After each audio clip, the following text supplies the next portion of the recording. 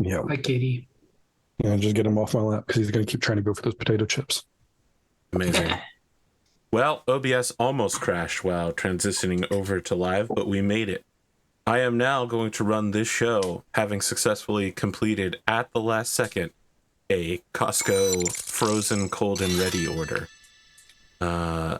Lauren Danger, thank you for the resub. I'm so happy you waited until the stream was getting ready to start to drop that. Yep. It's So so overdue. thoughtful of you and James and Big Spoon and everyone else who does that, just so that we all know. You know, it's been a while since I've talked about how you could support the show via Twitch Prime by linking your Amazon Prime and Twitch Gaming account. I guess it's not called Twitch Prime anymore. It's called Twitch Gaming Prime. I don't know. Look, you figure it out. You know, it's your money. You've already got it in your account. You just need to link the two accounts together and freely give me $2.50. That's all I'm saying. Happy to do it. Generic Fantasy Adventure, a D&D 5e adventure, Season 2, Episode 14, starring Grimdark James as Kithric Susblade, Lauren Danger as Gwyneria Leafwind, Bearded Jalopno as Tanira, and Neo Buzzard as Godric Deepbottom. I'm just going to ignore chat for right now. Chat is really Jamesing it up. I never thought about his last name before like that. Whose last name? Deepbottom? Yeah. I don't know why, but your inflection this time. Season is hilarious. 2, Episode 14, and now you're getting deep-bottomed? You're just now getting the joke? Just getting it, dude. Listen, I had too much respect for him back in Season 1, okay? You lost all respect by now, I hope. Previously on this show, Tanira and Kithrix had an argument. One of the few times Grimdark James has ever been real. Has been angry either real or fictionally on stream. You met with a mage by the name of Malik the Vermilion. You have invited him back to your camp with the Elven refugees. He will bring with him his manuals on the Mage Slayer feat. And you had just finished, most insightful member of the party, or at least the most observant member, checking when you name-dropped Lynn Thule, how he felt about that, how Malik the Vermilion felt. For one thing, you've basically all said that you've killed and butchered a pretty major dragon. So his estimation of your level of threat and violence to him was severely underappreciated. He is now aware that probably anyone at this table could very easily disarm and kill him. It's just like if you sat down with somebody at a dinner table and the first thing they said was, "Yeah, I was special forces." You'd be like, "Oh, interesting. So you kill people for a living, I guess. All right. Okay. Let me just take that fork away from you. I've been at dinners like that before. Yeah. That's how I introduce myself at every dinner. Oh yeah, I'm a professional sword fighting instructor. Yeah, but I could grab this butter knife. Assume, Lauren, that you don't have a lot of experience regularly stabbing people with your sword for real. No, I don't. No, only. I don't want you. Listen, cabbages, I want to be very clear. Do not confess to any crimes on this stream. I'm not traveling to Canada to serve as a witness. No, the only person I've ever injured is myself. Oh, don't I know that? Jeez. Oh my God, chat is ridiculous here. Now I'm just imagining Lauren with the greatsword doing the overhead helicopter spin, just going down a long dinner table, just annihilating the guests, talking about how little force it takes to keep that thing in motion. It takes 3 pounds to crush a skull. Yeah, so that's not the only thing you get from him. He has a lot more respect. You originally introduced yourselves as adventurers, and now he, most people think of adventurers as scruffy mercenary types who want to talk their profession, and you know, they're little more than armed guards that do private security. He has a lot more respect, fear and respect for the people at this table right now.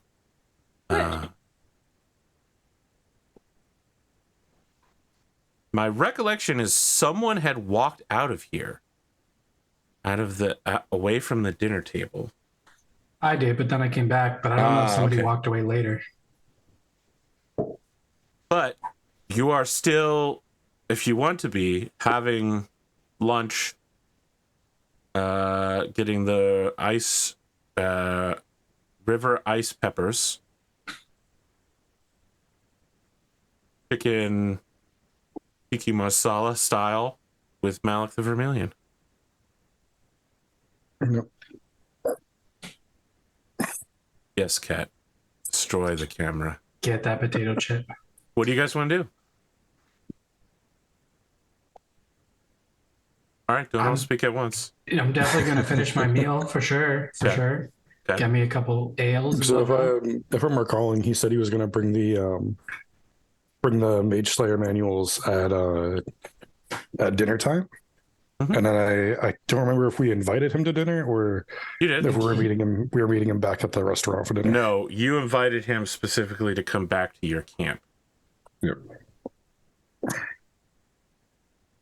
Didn't he invite me to go over to his place to see them? Yes, but then you counter-invited him back to the camp. Okay. Gotcha. I guess since people are still getting their brains warmed up, you have variously thrown out a lot of theories. One of them is that the Emperor is a dragon. Another is that the Emperor is trying to become a god. Another is that you can make peace with the Archmage. Another is that you can get more information about the Archmage from Malik, since he's one of her apprentices.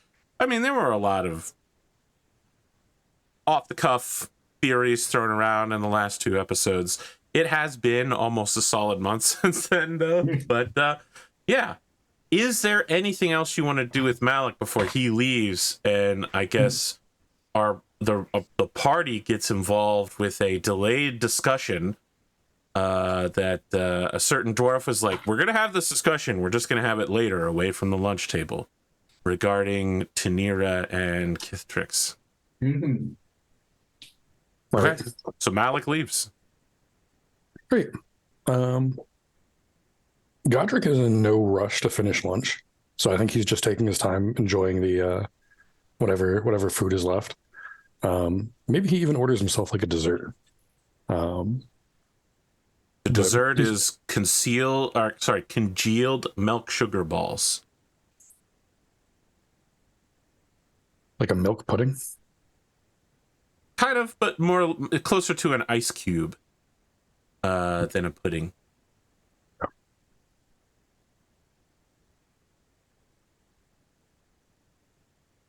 Is it delicious? I hope so. I'll leave your sampling of Indian cuisine and how delicious you feel it is to your own taste buds. I believe that's called Gom Chapak or something. It sounds Klingon. Oh, anything with a hard Q noise sounds Klingon.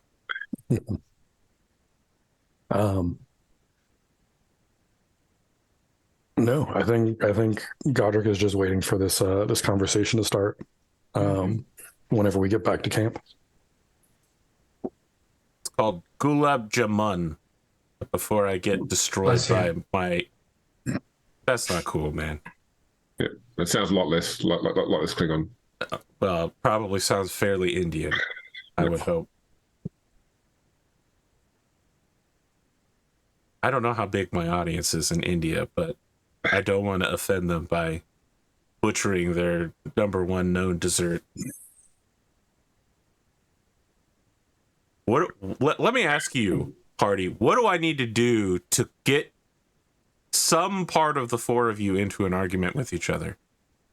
I think so. Right now, Kithtrix is super awkward, and at this table. It's not just Kendrick, it's this whole party. What about Yeah, it's like, how you do I know, reach these kids? Right. I think everybody's ready to go, and Godric's just like ordering another serve. I said we were going to talk about it later. Yeah. It has to be discussed. We've got to work through any of our disagreements so that we can maintain strong bond. If we are not if we are not a company that is together, united, we will fall apart at the worst moments. And we have some dangerous times ahead of us. We really need to hash it out. We've gone through a lot of really high stress, we'll say encounters. And I think everyone here can agree that we all know we have each other's backs. And while we're here, I think it's okay to blow off some steam, but not at we need to be considerate of everyone else in the party as well.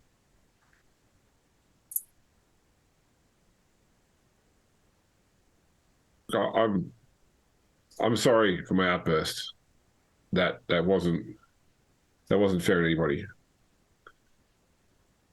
Apology accepted.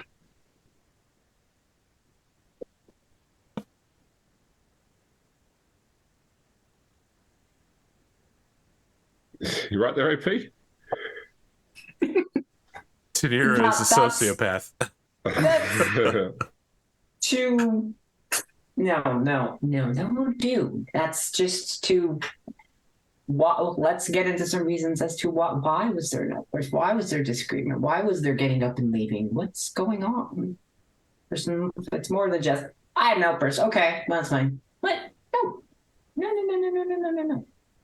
You must learn to communicate. So I'm unclear. Sorry, is this at the restaurant still, or is this back at our camp? I thought I figured it'd be back at our camp. Okay. Yeah. Mm-hmm. Okay. So I wouldn't even entertain it at the restaurant, to be honest. Okay. I didn't know we'd transitioned yet. I thought that Godric was still eating. He's taking it to go. Just Godric in the background eating a ridiculous amount of shawarma for no apparent reason. Can I get a box for my ranch? I mean, everybody here has saved everybody else here's life multiple times. There's no dispute. Everybody here has been a part of how we succeeded. I just worry sometimes we don't all pull in the same direction. And that's a bad thing? Well, I guess only when it happens suddenly and without any sort of warning, and no one has any idea about what to do about it because it's suddenly out of control. You mean like every enemy we've ever faced? I don't think so. I think that, if I think about when we fought that green dragon, we knew what we needed to do. We knew our tactics. We planned it out. Everything went fine. Now, we obviously can't plan for every battle, but we can also avoid starting fights that we haven't planned for if that situation presents itself. Like at a dinner table? Yeah, that's right. I'm not going to change who I am, but I can say that I will try to keep in mind everyone else. But I also know that I don't have any, special abilities or magics, and I feel like I'm just a normal person going into these battles empty-handed, and they're very dangerous. And I'm going to live my life how I like, whether somebody likes it or not. You got special abilities. I've seen the way you fight. That's not how normal people fight. Yes, maybe for some lesser enemies, but in comparison to a dragon or, a fake dragon or anything that we're probably going to be coming up against, sometimes I feel a little out of place.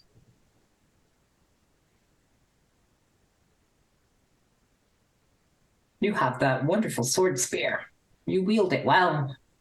You'll train with it. You'll be up in the thick of the battle. You'll probably be the one to take that and just drive the blade right up into its jaw and into its brain. And oh, yes, it'll be magnificent. You shouldn't doubt yourself. It'll be a tale worth telling for generations, I'm sure. On more than one occasion, you've proven yourself to be more than capable member of this party. Mm-hmm. Well, I appreciate that. You could probably rip scales off it with your bare hands. It's not a bad idea. Yeah, I've seen you do stuff with your fingers that I couldn't even conceive of doing with my own.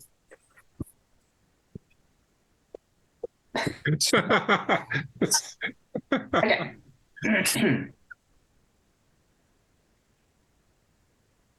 You can jump, you move fast, you have such aptitude. Do not underestimate yourself.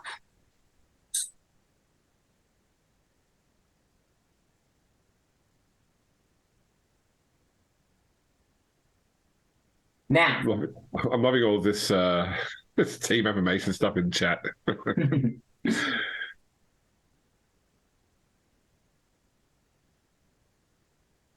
we have more important matters to attend to. We want to Indeed. learn about slaying mages. Okay, that's good. If that's where I we're think it would going. help, especially for my own safety. Like I said, I don't have any magical abilities, but learning how to counteract them might help me out in the future, Mm-hmm. especially for dragons. Mm-hmm. Yes, I can see that. However, how much time do we have to learn these things? We have to get these people to the portal. We have to get them to Orishban so that they can have that easy march back to the Dragonhold. And from there, we have our own mission, if you will all still accompany me. Of course. Of course. Don't know how much time we have to learn, but at least I could get maybe some pointers. I was hoping to maybe borrow the book, but who knows if our new friend will be obliged to that. Well, at this time, we shouldn't go stealing from wizards. I wouldn't steal it. I would ask to borrow it. No, well, okay. Ask to borrow it, but and then with some intention to return it. This wonderful tiefling borrowed the book. Oh yeah, and we was with an elf and a dwarf and a half, and suddenly word gets out that we're learning about mage slaying. I hadn't thought of it that way, actually. I have a feeling if Dr. Lansky were here, it would be like, no, you can't even talk, you can't even whisper, you can't even think about these things because they'll know. Well, he's paranoid, so. Yes, but we need a good plan. Well, are we all on board with the idea of following his plan? I am on board on so much as that's the only plan that we technically have at the moment. As an aside, can we refresh the plan because I have forgotten it? Well, he hasn't told us yet. He's gonna give us a plan to get in. That's why we don't know it. Gotcha. Yeah, but it may be one of those things where it's like, what the next step makes no sense whatsoever, but we don't necessarily have the context of what the next 4 steps are. So yeah, gotcha. if we start following the plan and then start doing something different, suddenly the whole plan becomes useless. I think the general idea was to get in and out without attracting too much attention to ourselves, Well, without having to fight the Archmage. He said his plan would get us in. He didn't say his plan would get us out. That's true.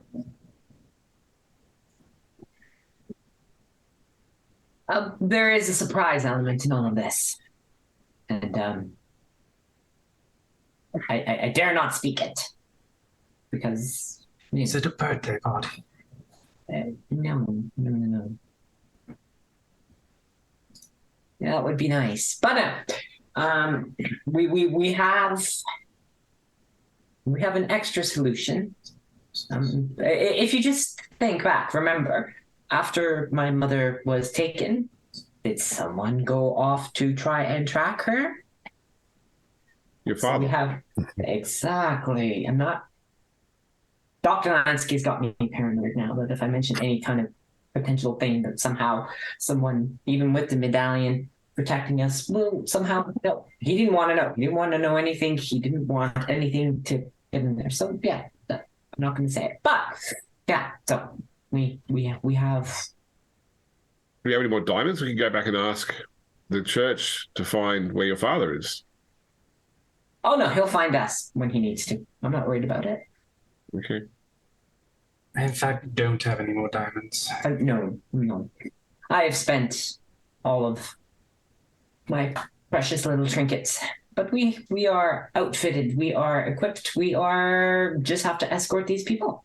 I say we do that as soon as possible. We get them to safety. And then once that's done, we are free to pursue many objectives. Hopefully go back to Dragonhold and figure out what the hell's going on. We kind of said we would run a whole city and then left. There were people to save, so we left. We saved them. Some of them, a few of them, a minuscule amount of them. But we did it. And now we have to get them home safe. Okay. So we're good then. Sounds like we have a plan. A plan to not have a plan. Well, a plan to follow someone else's plan, I guess. Yes. It's been me the entire time.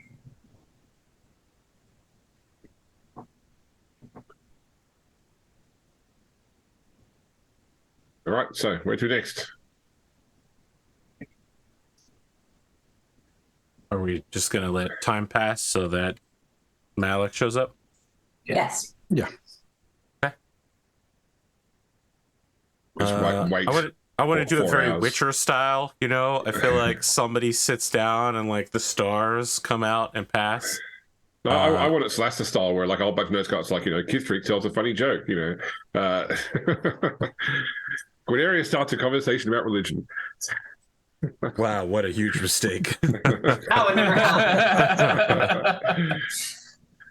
Aren't you supposed to be doing lore things? Godric gathers rations.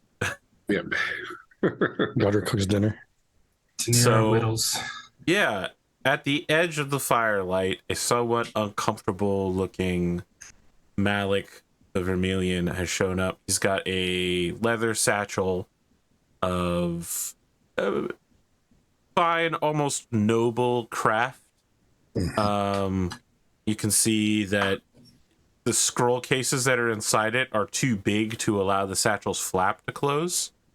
And he just is stopped by the Imperial patrols and also by the Elven patrols, who are all asking him who he is and what he's doing here, and he doesn't really have any answers. He's just like, well, I received a dinner invitation. You can clearly see here, Lieutenant, that I am a mage. I've got the hat and the flower. I outrank you. No, I don't have any other identification. I have the hat.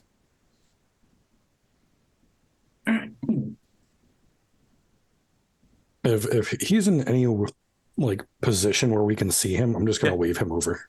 Okay. At that point, the hassle ends and he approaches. I'm assuming you've made some sort of dinner. Yeah. If we want details, I'm gonna assume that at some point between lunch and dinner, I've purchased ale for the evening or some kind of booze. And I think dinner is gonna be like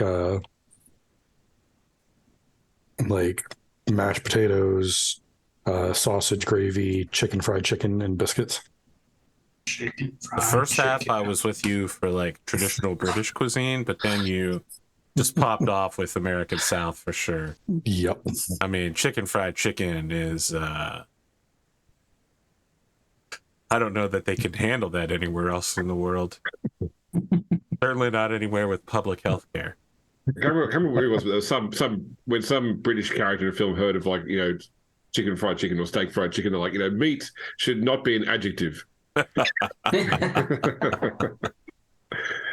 Welcome to the American South. Yeah, so he's greeting you all in a sort of subdued way. It's pretty cold out here, but he seems like he's all right. You'll notice that his breath actually isn't misting like everybody else's. And he's just taking scrolls out, taking scroll cases out, and then doing some sort of ritual over the course of a minute to hold the case in place, and then pull the illustrations on the parchment out and affixing the other side so that it's like floating between the two sides. And just like arranging them in what appears to be sequential order. It's very pre-Renaissance Italian sword master, like not the greatest use of anatomy, like people are in weird angles doing sword moves and you really have to think about what they kind of meant, but Yep, it's Fiore. Okay, I got it. It seems to be a lot about timing. It's about recognizing traditional somatic moves while spellcasting and figuring out how you're not necessarily striking someone during it, but how to disrupt their motion so they can't finish the spell. Just slap their hands away. Yeah.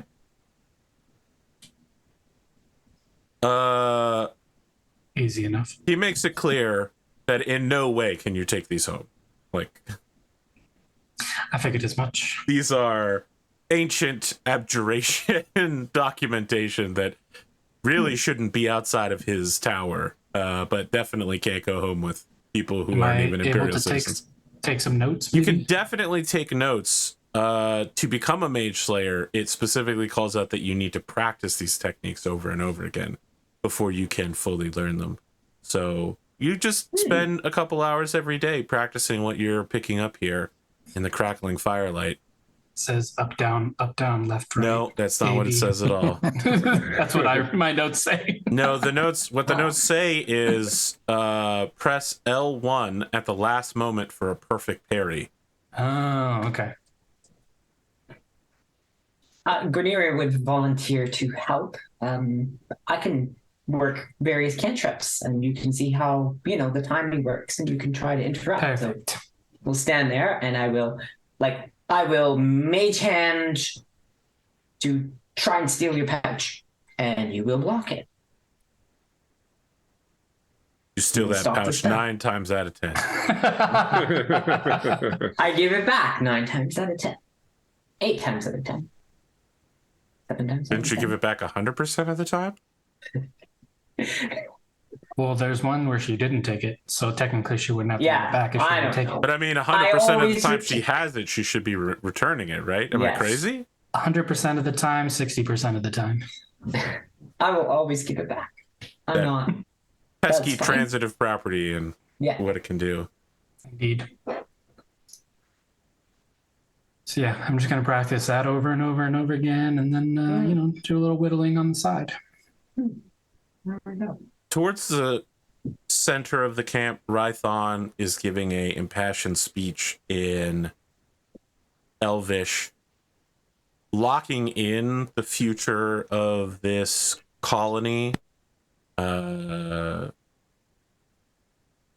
to embolden everyone that there could be dangers ahead. Our traveling companions and friends aren't sure what could happen, but they will protect us and fight beside us.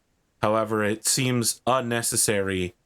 We have great trust in the Emperor, who has given his word in person, and we will travel tomorrow to the we'll start the travel tomorrow towards the teleportation circles, and with that our journey should be done in less than 2 weeks.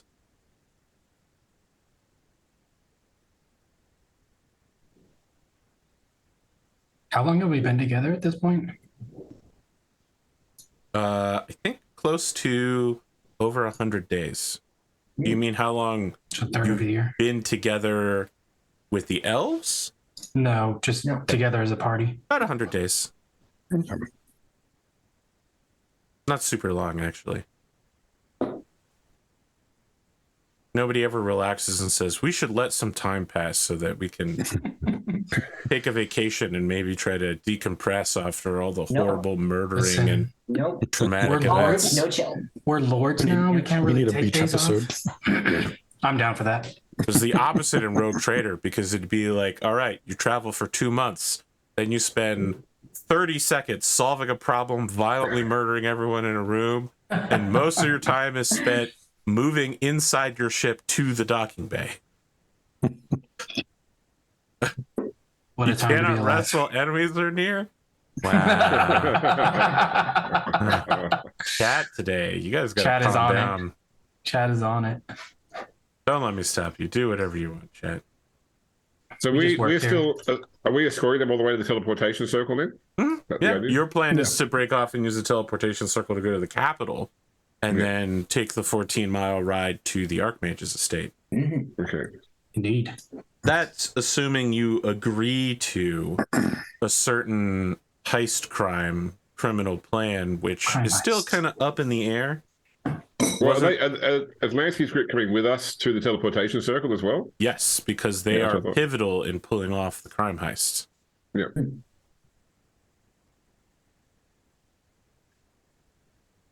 But you have Yeah, I not think- yet locked in a yes or no on that. My notes say that you were going to get back. I thought we were waiting for the plan. I thought that he had to give us a plan. Like we've No, he he won't- will. He has told you that his plan is to give you the plan at the estate at the Okay, last so- possible second. I figured because we bought like the amulets, he suggested that we were on board with the plan. So I gave him the ring of protection as payment. So. Yes. Yep. Well, if that's the case, he's ready to Then go you- then- tomorrow. then your When notes are wrong. Okay. my notes have been wrong before, James. Yep.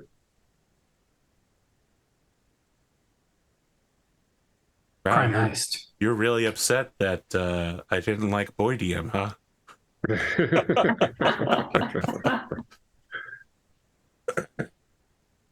Do we want to wipe to that? To the... Is there, well, I mean, is there anything else you guys want to do while hanging out with Vermilion before we wipe to trials and travails? Casually talk about, the structure of the, the hierarchy of the mages and the colors and the different. I want to Trying to ask get him an about. idea. I kind of want to steer the conversation towards like what he knows about magical constructs or like possibly like controlling creatures with magic. Okay. So he did give you a rundown last time you spoke with him about the basic general structure of the Society of Wizards, not necessarily all magic casters, but just wizards specifically in the Empire. The Archmage is at the center of it, and then there are 7 Roy G. Biv colored first tier wizards, and then there are second tier colors, which are colors that are not the 7 but are desirable either in how they look or how the name sounds. Like lavender is up there. Then there are the third tier mages like himself who get less desirable, like vermilion or puce or mauve or taupe. There's not like a spell book level requirement. Like obviously more than perhaps any other class, wizards are deeply understanding of how magic works. They have divided life into spell levels, and by accessing them they can get a rough idea of how strong someone is. However, the strength of your magic does not determine solely your placement within the Mage Tower system. Oh. It has a sort of seniority system as a second branch, and as a third branch, just sheer talent and innovation. And this is often, the third part is often why mages usually fail to advance, is that they simply don't create their own spells. They aren't interested in going out and advancing society or learning new things. They just want to learn what somebody else has already learned. And so the Wizard's Tower tries to encourage people that want to get greater power to do good things. Okay. Ah, maybe there'll come a time when I would like to dabble at being a wizard. We never know. Oh, you're an arcane caster? Oh, I know some simple tricks, cantrips, and nothing fancy. But so I'm just curious. Of course, I don't even know if an elf have place in an imperial order like that. So Well, the great news is that if you were becoming a wizard as a child, it would take dozens of years of study, but at your current age, it would probably just take a few stabbings, maybe like some sort of part of an epic plot. You just learn so much faster when you get older. That's exactly how things work. Everyone knows age makes you much stronger in every category. Yes. Well, something to definitely keep in mind. Not that I would want to be, some inner circle, but it just seems interesting. With a few extra years that I would have, it's just entertaining what more I could learn and do. That's all. Making Master secret notes about the Deepbottom, order. you were asking about magical constructs. Yes. I There's was something- curious about either how would one go about like binding creatures or creating magical creatures? Well, that's such a broad area of definition. I'm gonna pour him another drink. Yeah, so the easiest way to say it is that certain individuals, true apprentices, initiates, and certain individuals that get extremely limited levels of skill in arcane studies can summon forth a familiar, which isn't an act of true creation. It's normally the binding of a planar spirit, a minor planar spirit, into a form. Is that the kind of thing we're talking about? Because I would hesitate to call it extremely basic magic. It's certainly not a cantrip, but it is what one would refer to as a first level spell. No, I'm not talking about something like a familiar. I'm talking about like how would you bind and control like a powerful creature? Define powerful. Like a chimera or false hydra or something that size. All right. I'm going to be 100% with you. Mm-hmm. Chimera, he's on board with. When you say false hydra, you have immediately kicked off some very serious alarm bells in his head. And you can see that he swallows and he goes, yes, chimera. Well, I suppose most of the time you wouldn't need he's to. He's still seated, right? Yeah. Okay. But While he's still seated, he's I'm gonna getting summon ready my to ghost behind him. stand up. Oh yeah, no, I'm summoning my ghost behind him. Okay. And my ghost, if I need to use an attack action, will keep him seated. Okay. I mean, he's fully standing up and making motions to go recover his scrolls. No, like once he stands up, I want the ghost to kick the chair back under him and force him to sit back down. Okay. I'm gonna need an attack roll for that. Okay. Before you do this, Yes. I just want to make extremely clear what you're about to do. You are in a camp of refugees who, while certainly capable of extremely basic fending for themselves with really a huge amount of help, are not, I mean, they know how to use a sword. They are not currently equipped with huge amounts of swords, bows, and magic.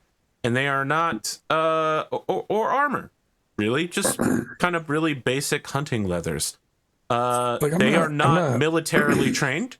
You are directly outside of Icewall's garrison, where Imperial officers are currently riding in a circle in a patrol.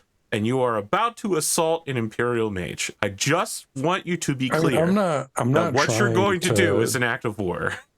I'm not trying to like physically hurt him. I just want to stop him from standing up and walking away from the table. Okay.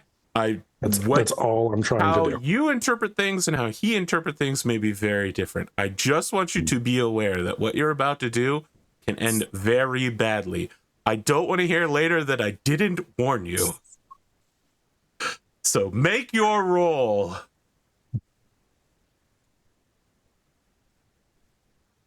Before I make this roll, party, should I just let him walk away?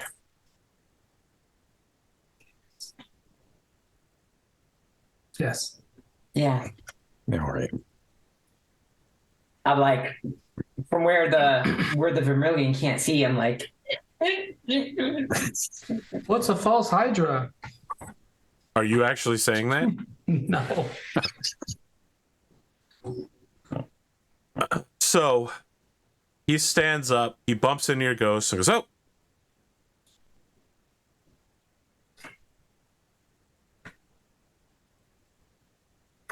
I didn't realize there was another dwarf here. Yes, most creators of Chimera wouldn't need to do an additional magical binding. And like in the process of speaking, he's now rolling the scrolls up and putting them back in their scroll cases. You know, the process of making the Chimera is a sort of binding in itself. Hewing a creature to your will is a extremely forbidden spell. You know, normally you'd be looking at the sort of enchantment that only the Archmage would be capable of calling upon.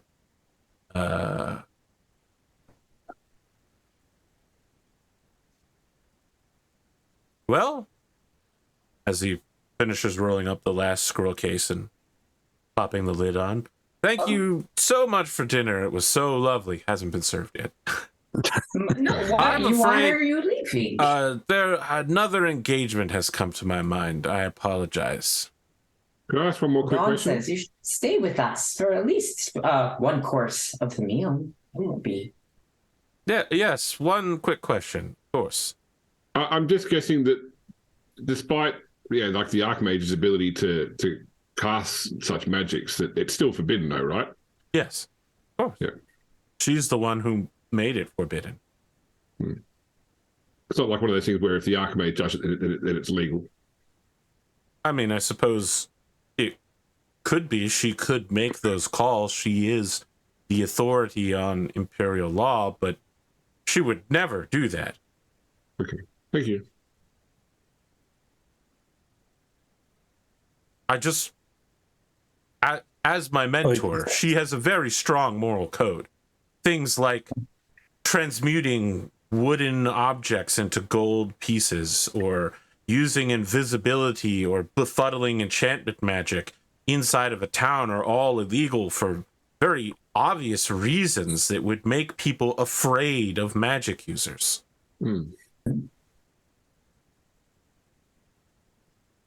So for that, I that made all brief this food and you're statement, just going to leave? yes, for that brief statement, he looks less nervous and is willing to stand here. But now he's back to, it's time to withdraw. Yeah, oh, I'm so sorry. I assume that, Tanira, you've learned more than enough from these scant notes on mage slaying? It was most helpful. I deeply appreciate your help. Illuminating, I'm sure, illuminating. Thank you all so much for your time and energy. It was very interesting meeting all of you and hearing what you had to say. If you have any more recommendations for food, I'd love to hear them sometime. Yes, if you're in Icewall in the future, I'm sure I'll look all of you up. You seem. It must be a very pressing matter. It's something is urgent. Yes, then. You yes, seem quite nervous. quite urgent indeed. You'll have to excuse me. He's a Anything very that we busy could man. assist with? Maybe we would love We to are for help hire. out. It is a state matter. Let him be on his way. All right then. Now, Hithrix, Yes. because you have a ridiculous perception, Yep. he is not returning on the path through which he came to town, came outside town to here. He's not taking that immediate shortest path back. He is heading so that he will intercept the nearest patrol that is circling the camp. Okay. You realize we just tipped him off to everything, right? Do you guys want me to follow him? I think he's going to go and alert the guards. But What are you going to do when he gets there? Tell him not to say anything? well, What's he more a going case to of tell the come back guards? Well, that's what We're scary. Their reaction is We're when I come back and tell suspicious, and everybody we're that. outside of a town that we know nothing about in a system that was made for mages. And our conversation was suspicious, to say the least. He's getting away. I'm going to follow him. Okay. Stealthy like. Make a stealth check. All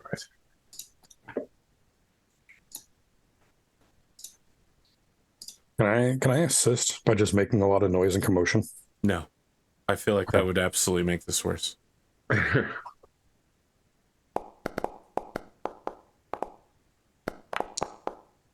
You got a 16? Yeah. I got a 16.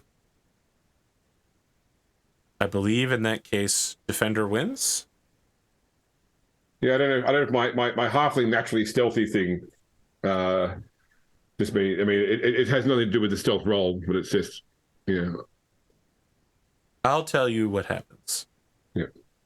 You approach as stealthily as you can through the flick torchlight to the edge of the circular camp, where you hear Malik speaking quietly with one of the officers, saying, I think we should quadruple the patrols. Keep a particular eye out on those adventurers. Sorry, I advanced on stealth because I have Boots of Elvenkind. Very well. Let's roll a second one and see if that's any better. Sorry, I didn't. I thought there might have. I knew I had some advantage, but nothing was built into. Okay, so it's 18. Okay. Yeah. Keep an eye on the adventurers. They know more than what they're letting on. They let drop something about a highly classified defunct project. They've been asking a lot of questions about the Archmage. I believe that they may have accepted some sort of quest or endeavor that they haven't told me about that may require them to target her. I will return to the Archmage and attempt to contact her at once. Don't alert anybody. Don't do anything suspicious. They haven't technically done anything wrong yet. Just keep an eye on these people. And if the elves act up, well, assume that they are all enemies of the state and act accordingly. And the man on the horse says, of course, mage. It shall be done at once. We will heighten security protocol. Just wanted some tasty food. All right, I will head back to the rest of the group then. Okay. So we've obviously triggered his danger sense in the point of view that we've asked questions that are. He said it relates to a defunct project, the false Hydra. Something that we should know about. He's put the guards on alert. He's going to tell the Archmage that we might be targeting her. Just to be clear, this is not that weird. Your questions tonight were, how do I kill mages? Tell me more about mages. Tell me about the Archmage and false Hydra. Mm-hmm. It was a very... So there is one other thing that we could. So he honestly believes that the Archmage is a force of benevolence. Well, he also knows about the defunct project, so he obviously has some sort of clearance. Mm-hmm. We could go to him in the open. Well, not in the open. I mean, we could go to him with all information, say that, our interest in the Archmage came from the fact that we fought a false Hydra that was marked with the mark in Guineria's old village, and that it's divine divination magic has led us to believe that her mother is being held at the Archmage's mansion. I mean, if he's with the Archmage, it's only going to spark more heat on us. Yeah, but He's too good. Sorry? You're under the impression that he's not he's not a part of it, but if he is a part of it, we're literally setting ourselves up to get killed. So, okay, we haven't done anything wrong yet, except Ask a whole bunch of questions about a secret project. Yeah, so if we go in with this information, like what we're saying is that help us to understand what's going on here, because this apparently good Archmage has our friend's mother, which in itself is, potentially an act of war because she is a significant person within the Elven community. We don't want to believe that this, we need a way to try and solve this problem without escalating it. All right. The problem is that we have to temper. Malik is very loyal to the entire structure, looking to increase his status, obviously grow and rank in power. And it's how do we make a convincing argument to say, hey, that person you idolize at the top of your wizard's order? Yeah, that person might be bad. Right. Yeah, sure. And it just confirms all the fears. We get locked up or we have to fight our way out and all the elves get attacked. I think the best thing to do is to break camp as soon as safely possible and disappear. We're putting a lot of faith into somebody we don't Quinera. know. I'm also with Quinera. I think we tipped our hand too much, and I think it's best we just pack up and make sure the elves get out safely. Mm-hmm. Yeah, we're putting their lives in danger by asking too many questions. Yeah. He also said that if the elves act up, to treat them as enemies of the state. Yeah. I think we just take the L. The next thing to do is to tell Rython to spread the word that we will be leaving as early as possible on the morrow, and everyone is to be calm and happy and friendly. And despite all of these promises, it is still we outsiders in Imperial lands, and so we should be on our best behavior as we traverse through, so that we may get to Orishban safely. You have that conversation with Rython. I just want you to be Rython for a bit. Daughter of the Elven tribes, it is I, Rython, speaker of the elves. When it comes to calmness, there are none who are more calm than I. Morose, despondent, laconic, all words routinely used to describe my benevolent majesticness. Yes. And none are friendlier than I, for among humans I am known to be a human friend, a very real term that is used.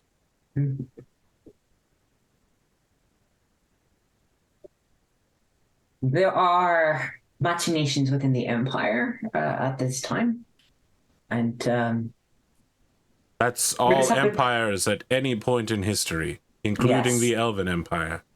But strings may have been pulled, and some things may unravel in this tapestry. What have you done? I have not done anything, but I will take the responsibility for my companions may have mentioned a slight detail about the incident in our old home. And the reaction... The one with the false Hydra. Yes, the reaction was quite the opposite of what we expected. I spoke with the Emperor personally about that. Yes. He assured me he would look into it.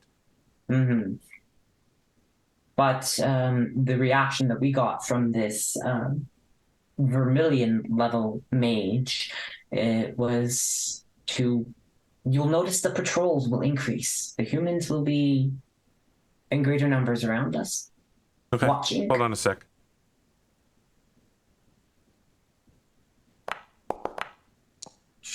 Yes, I see even now the patrols have quadrupled. Suspicious, to say the least. Indeed. Thus, there is something else that is at play. So we must plead ignorance, play the role, be grateful, and avoid trouble so that we may get you through this empire. I want everyone to be safe within these 2 weeks, yes. We asked too many questions and now they're suspicious, so be on your best behavior. Okay. He lays down so that his back is to the ground and his eyes are towards the stars.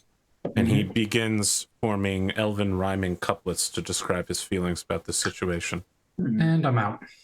Every time he does that in front of us, I just want to like drop a people's elbow on his gut. No. Leave him be. I wouldn't. No. I'm like, he's just so open. I whistle a morose tune to accompany his couplets. I see. I feel that we shall move into the next part of the show when we return from break. So that we can run these advertisements and provide His couplets just, play us out we as need I walk away. true freedom from advertising, because only by advertising can we not advertise. Is Yeah, Rython CB's just pack an of Parabellum. advertisement?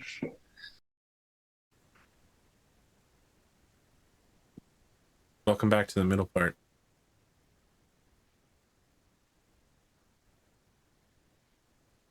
I mean, you guys tell me what you're doing. This has been a total disaster. Yeah. I'm trying to not be suspicious. That's my whole thing right now. You fucked up a long time ago in regards to I that. know. I'm just chilling. Here's step one to not being suspicious: wearing an armory on your back. Listen, it's not for me, it's for everybody else. How many weapons do you have? 4? Let's see. 1, 2, 3, 4, 5. 5. Okay. Just be aware that Tenero would not get through airport security. I mean, listen, I can hide it. Sleight of hand. Like Jane from Firefly. Battle axe, boomerang, quarterstaff, new spear, sword. You mean your Technically, sword it's 4. staff? Yeah, that one. Your quarterstaff is a walking stick, obviously. Yeah. Quarterstaff That's of fine. Yeah. warning. I'm not a man of Rohan who implicitly wants Gandalf to free the alien king. You're not going to trick me with that. I'm the game master. You wouldn't separate an old man from his walking stick. Just watched all those movies. There I they told you still to got take the wizard's staff. That's literally your whole job. You had one job. Yeah, but that guy was a plant on the inside. Oh, yeah, 100%. He was supposed to let He the gave wizard in. Gandalf the wink, Yeah, like, exactly. All right, so are we breaking camp and setting off? Yeah. In the morning or immediately? well, In the morning. I would say in the morning. All right, in the morning, Dr. Lansky's group meets up with you. Dr. Yeah, Lansky oh. appears to be chipper, inundated with caffeine, and ready to do some plots for the day. Plots are off. No more plots. We should probably let him know what the developments are Okay. first. There's no plot. All right, he says, that's unfortunate, but unfortunately, we are stuck. We must continue with what I have already put into motion. Yeah. You have paid me. Sure. I have accepted it. The contract has begun. You must travel with us. I fear that what you have done may damage the heisting part of the crime heist, but there is nothing we can do about that now except for me to anticipate the counter moves to that move. More of a I mean, you shiesty. prepared for this, right? Absolutely not. Why would I assume that you would recklessly find a wizard and confess your crimes to the wizard while also asking extremely suspicious questions? Yeah. That about sums it up. Now, I'll be clear, I've never heard of a false hydra, so I don't know why you would know about that part, but the other questions were a little leading based on what I'm assuming you've told me during the recap. Okay. Well, it is what it is, and we are continuing on. So He drives his cane into the ground and then pivots it with both hands on top and says, "You're just going to have to act natural when we go to the teleportation circle."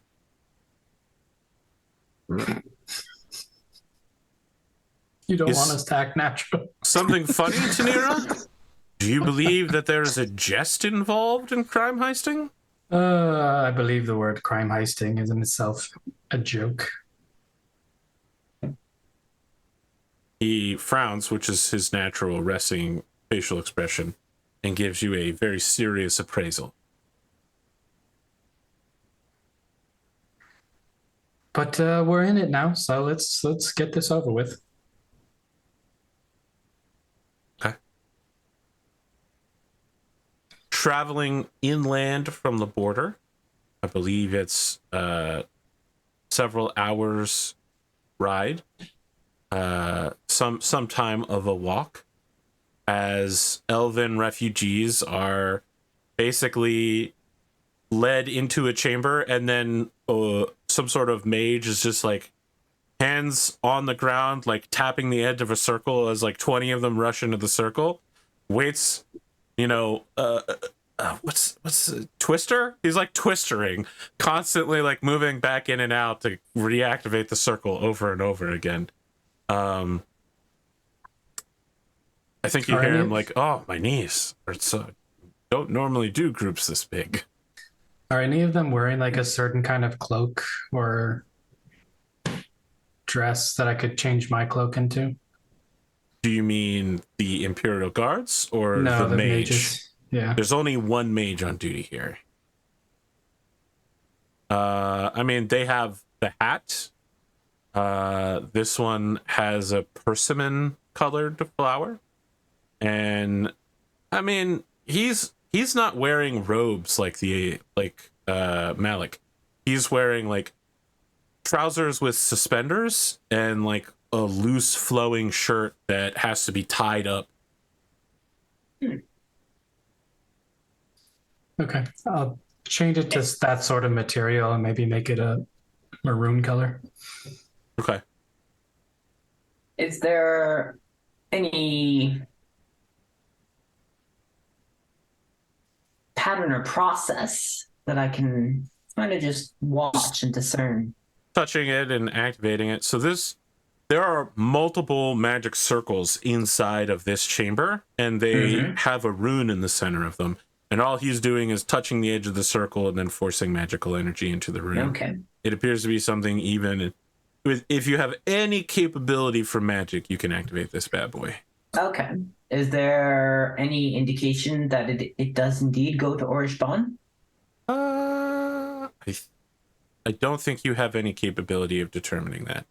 Okay. There's no labeling. There's no runes. There's no nothing that. There would is a rune, indicate- but the rune is made by the person who makes the. Okay. So there's like the rune doesn't say Orish Ban. It's just a rune of whoever made it thought it would look good. There's no like sign up that like shows the different schedules for when the. No, absolutely not. Anyone who took this outpost would be capable of thoroughly infiltrating the Empire. All right. Entirely stored within the head of the wizard who is in charge of this outpost. Okay. As Rython goes through last, the wizard stands up. You could tell that his knees hurt, and he just kind of has to use his hands on his hips and do a little back stretch in order to get fully back up. And he goes, "Okay, so you all were going to the capital?" Yes. That is correct. Sorry, did you change your cloak? Yeah. It's magical. And then I change it to something different. Some leathery, sort of thicker. It's pretty, right? That's interesting. Then I'll change it back. Not certain about the practical use of it, but okay. I mean, it's not practical. It's aesthetic. My grandmother once had a set of glamored armor. Must have been a Alright. powerful grandmother. Okay, let's just get you to the capital then. Yes, please. We should like to be on our way. So he wanders. The circles are set in a series of descending circles, and it looks like he's going for the center one, but then he diverts course and goes for one of the inner rings and says, "All right, over here.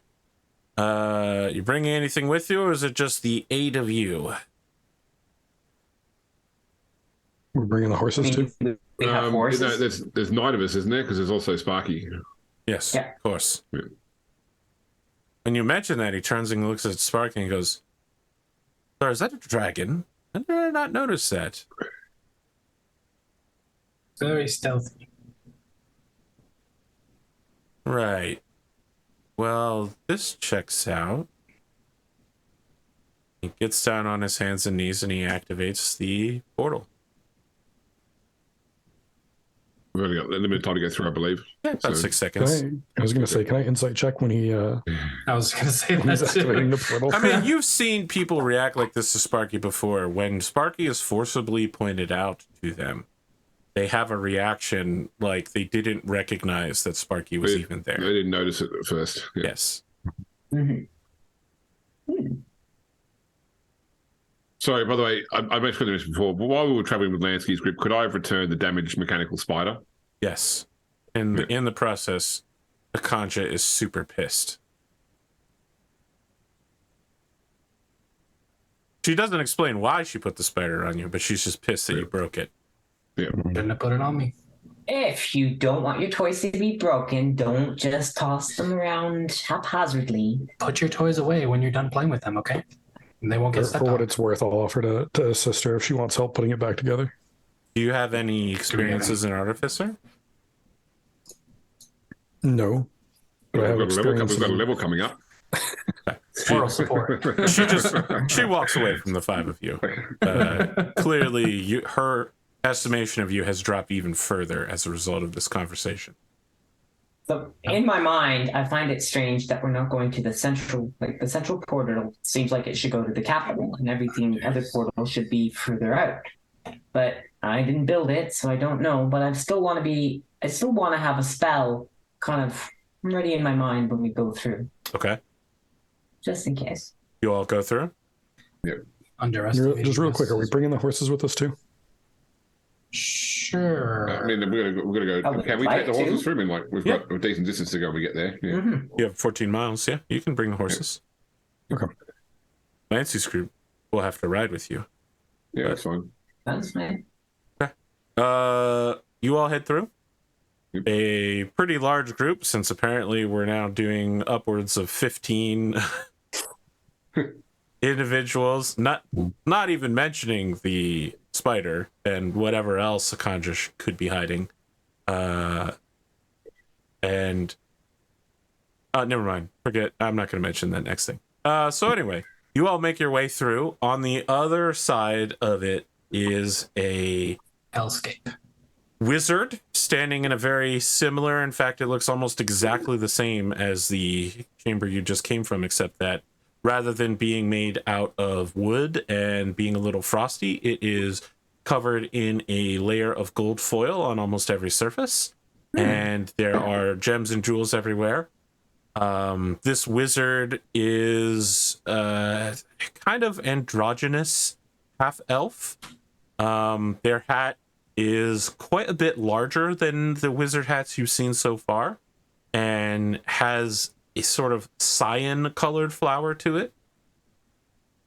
The wizard looks pretty bored and is just like, "You have completed your travel to the capital. Make your way towards the exit in this direction. Thank you for your service to the Empire." So should we have tipped the guy that sent us, or do we tip you? We don't have a tipping culture in the Empire. Okay. That's a sorry to hear southerner that. thing. You're going to want to hold on to your gold anyway. Hopefully you get a living salary then.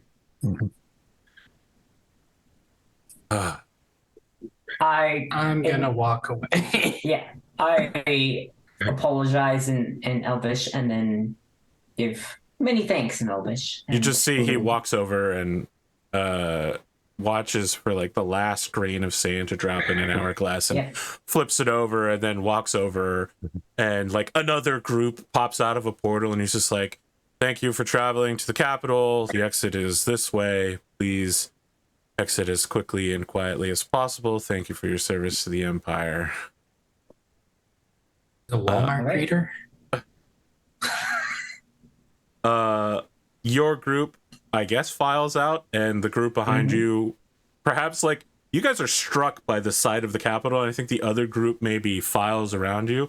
I don't know that anyone in your group except for Akanja has ever been to the Capitol before.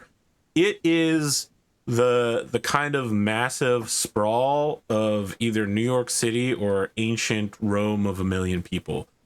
Perhaps most striking is the horrific smell. It smells like garbage and trash and high humidity. It's way too hot.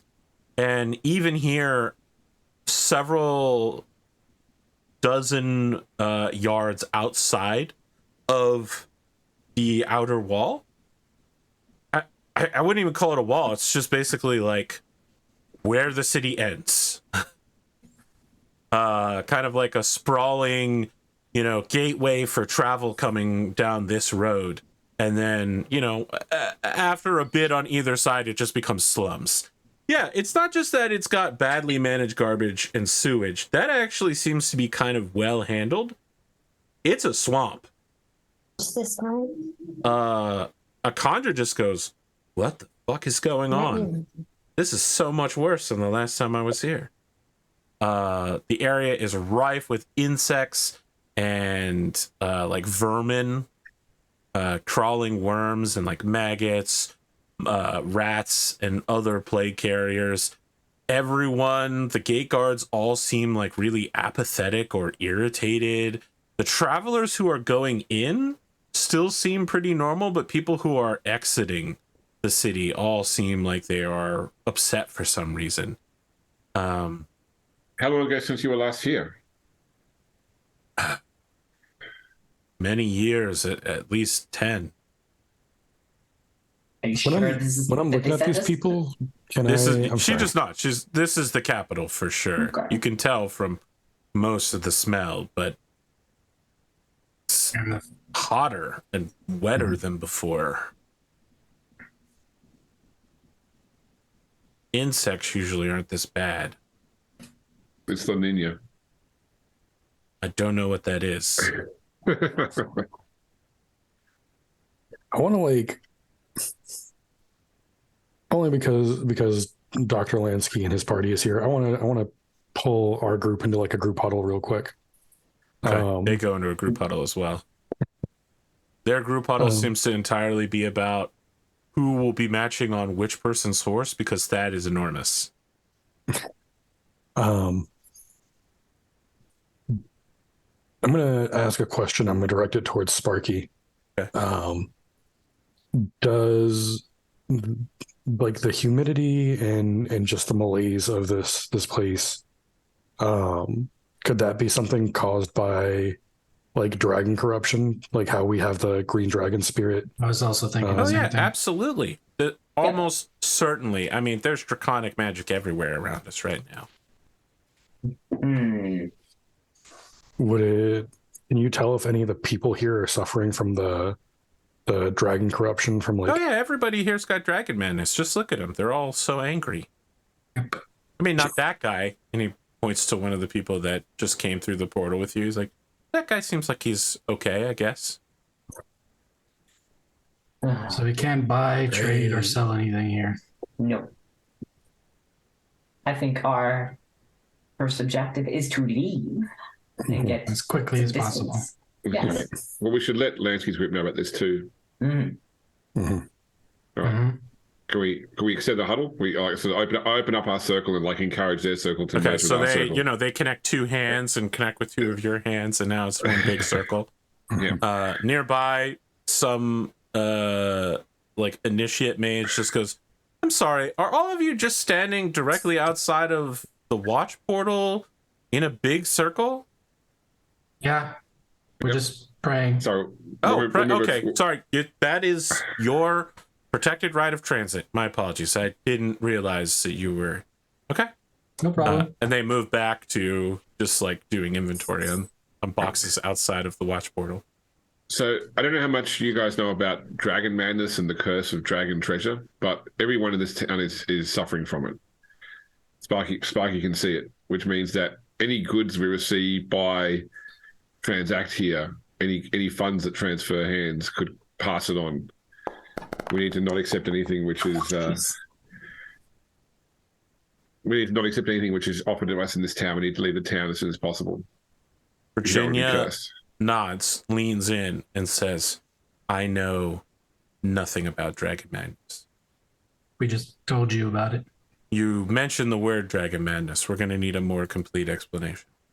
All right. Maybe we can have that conversation while walking, and Sparky can probably explain it best. Just to be clear, she rolled a natural 1 on her. Oh, sorry. We're all aware.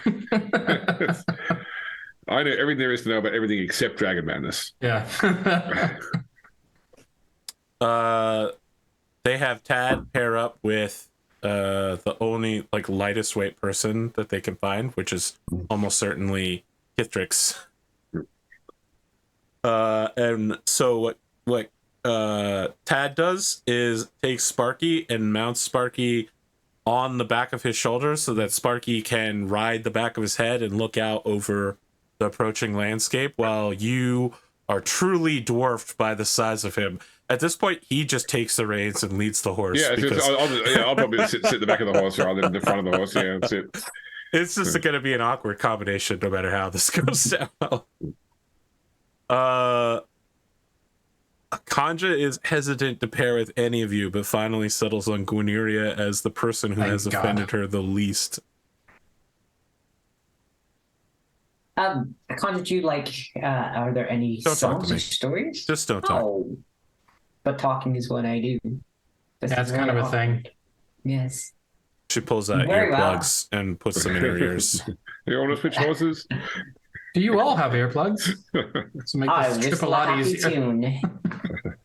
I whistle the happy tune of a happy king. Virginia pairs up with Tanira, and Dr. Lansky rides with Godric. Virginia. Oh, I was hoping he'd be on my horse. Why? You're being so weird about this. That's the point. I think Godric is intentionally weird about it. Okay. You travel for 14 miles. It takes most of the rest of the day to get to the edge of the Archmage's estates, at which point Dr. Lansky goes, all right, let's get off the horses and huddle up because I'm about to reveal the plan. Do we think that the Archmage is under Dragon Madness right now? I hadn't considered that, but it's too late to change the plan.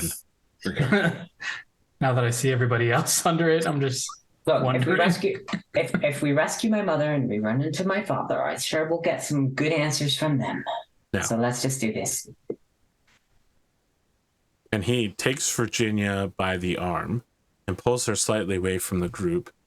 The two of them begin having a intense, smoldering moment where they're like, he's holding her wrist and they're staring into each other's eyes. And he says, Virginia, it's time for you to use abilities you've been hiding from the rest of us.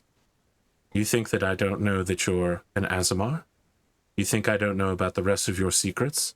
I've said nothing to anyone because you've never been a threat to our group. But we need you to use your ability to fly here and now. We need you to use those secret arcane abilities that you've been hiding from the rest of us. You think I don't notice that you counterspelled that dwarf over there? You shouldn't be able to access that level of power unless you're hiding something from the rest of us. I don't want to threaten you. Because, and then his voice breaks, and you could tell they're both smoldering at each other right now, and some really intensely personal shit is happening, and the music swells, and she just says, this is an outrage. I can't believe that you would embarrass me in front of all of our work colleagues and in front of our clients. I'll do this, but our relationship after this job is over, Lansky. It's over. And then she goes to leave, but he still has a hand on her wrist, and he pulls her back towards him, and he goes, "It's never over. Not between us." And then she yanks her hand away from him and turns with a very final turn to place him directly behind her as she begins marching to Shannon's popping off. I'm gonna walk up to Lansky and remind him that no means no. Yeah, what someone's getting? What do you call it in America when you get told to stay away from someone like 50 feet? What's that kind of order called? Restraining order. Restraining order. Yes, yeah, that's right. Yeah, so it's different here, but yeah, someone's getting a restraining order. Yeah, it's just like, all of you can fuck off. It was, every part of that conversation was absolutely necessary in order to motivate Virginia. You need someone that can fly up to the second level to the room which you have described. Listen, leave Virginia alone. She's not like you or me. Is anybody going with her, or is she just doing that by herself? She's our reconnaissance. She's going to look through the window and tell me what she sees. Oh. She's already been briefed on this part of the plan. Akanja, dear, if you could disappear into the tree line over there, I'm going to need you to keep a lookout. If you see the Archmage, shoot her in the head. For the rest of us, we may want to get behind a hill or something. Over there. All right, A hill. follow the plan. Yes. Dad? If you see anyone approaching us that we don't like, crush them. He just goes, "Yes, sir," as he checks his suspenders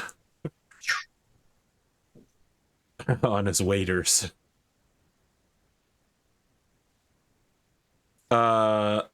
Several minutes later, something happens that I need to make a roll. See what pops off. Oh, a That road. one. Okay. Oh, Probably not great. Mounted Horse Sorry. Oh, James. Grim Dark James. After several minutes, you see Virginia approaching. She has her hood back. She's got glowing white tattoos of a sort of geometric pattern. It's a very Art Deco facial tattoos that are glowing white with sort of celestial power. And she's escorting a woman that looks very similar to your mother. That was easy. Very similar to that. Very similar to. but not the same. I've said what I said.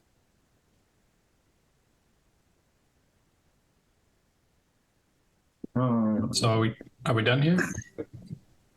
They're still approaching over open ground. It will be, several more seconds before she gets close enough to have a conversation. Okay, I would like to cast Detect Magic. Okay.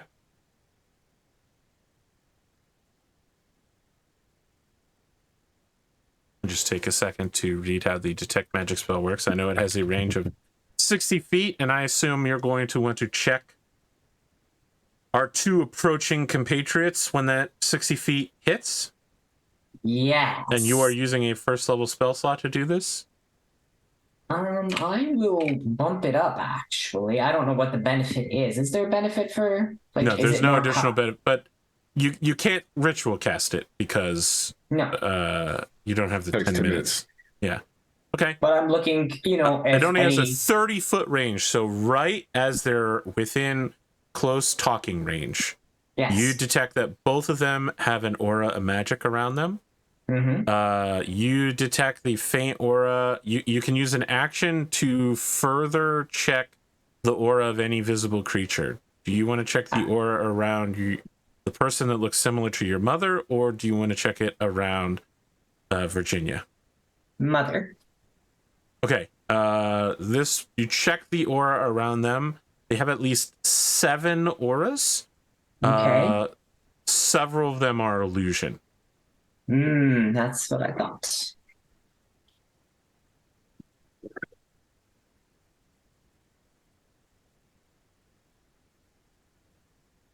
Everything. Is that your mother?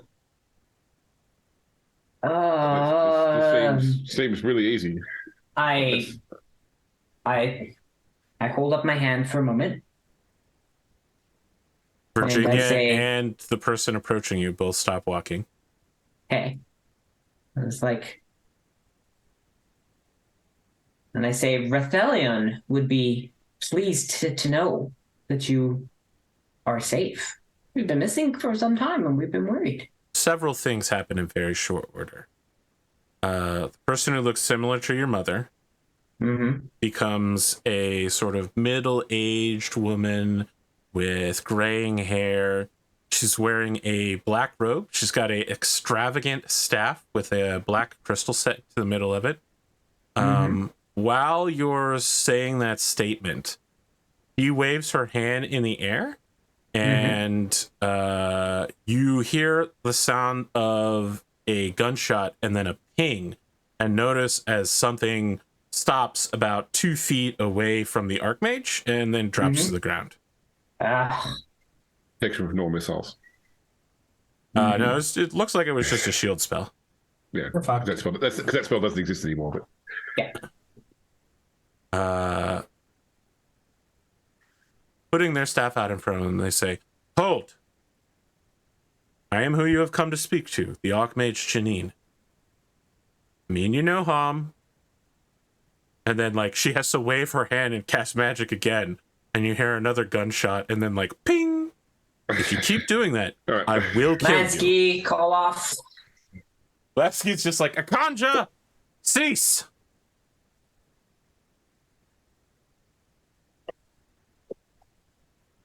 I'm afraid I cannot remit your mother back to your custody. I don't know who half of you are, but I need the other half of you to do something for me. No. Why do you have my mother? It's not safe to talk here. Well, You're going to have to trust me. No, then we will go somewhere where it is safe to talk. Okay. She taps her staff on the ground, and a archway appears behind her, and she turns and opens the door and walks through it. Inside, with the door open, all you see is like a brilliant white light. I'll follow. Yeah, I'm I'll follow behind. Yeah.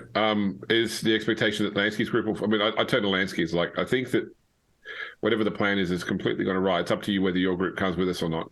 You're the client. We've not got your mother out yet. Do you want us to come with you? I think that we could use all the help we can get, but I don't want to. I can't force your group to come through here. This is not your fight necessarily. So very well. Should you go first or should I? I'll go. Okay. As all of you file in, including your dragon friend, you can see out of this portal. You watch as Tad walks forward towards the door and then bounces off of it and appears to have broken his nose in the process. Oh. You are inside of a antechamber leading to hallways in 3 directions. There is a grand chandelier above you. You can see the Archmage Janine is waving you down the left hallway. It just says, "There's a drawing room over here. Let's sit down and talk." Would this mansion be magnificent, Arthur? It does appear to be a magnificent mansion, but your character doesn't, I believe, have that sort of magical knowledge. No. I entice you to make an Arcana roll, though, if you'd like. No, that's Godric's specialty. I'll stay in my lane, thanks, Arthur. No problem. It's obviously, yeah, but we're as characters, we're just gonna gloss over what it is. That's fine. Yep, I take the lead. This is important to me, so yeah, down I go. She sits down and you watch as just like a hock of ham, the ingredients for a charcuterie board, an entire tea set all begin magically floating through the air and assembling themselves into a sort of 1 p.m. afternoon siesta for all of you. She does not reveal a lot of her emotion as she sits. She's just calmly stirring some sugar into her tea and says, I suppose you have some questions. Some is a pain word, but yes.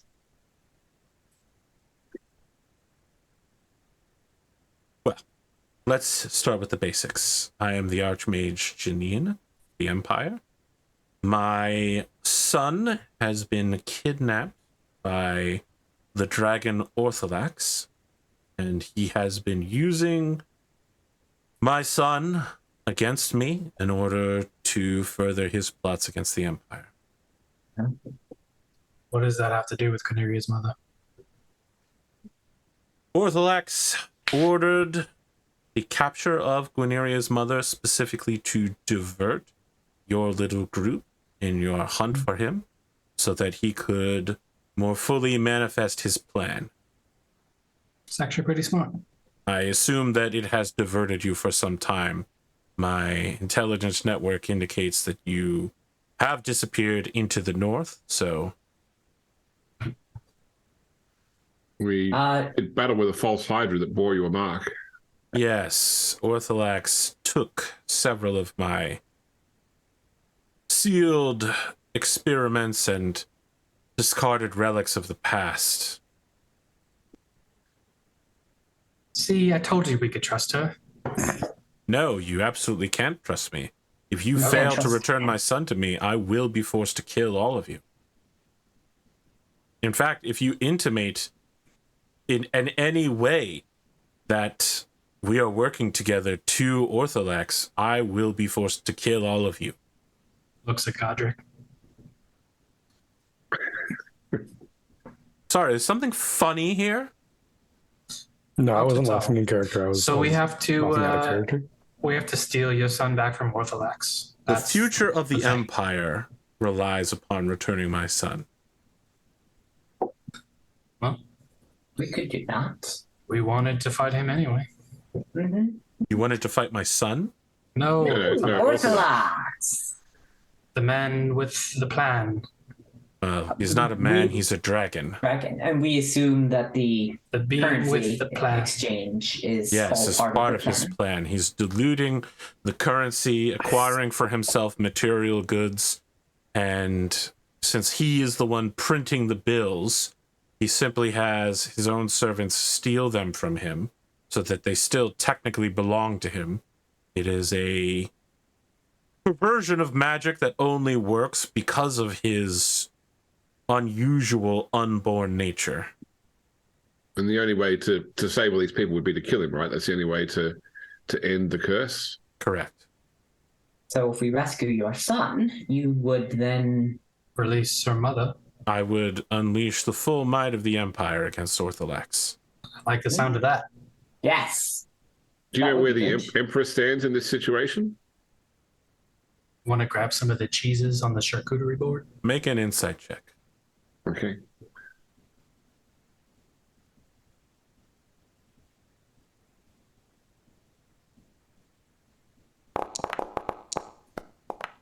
Make myself a little plate.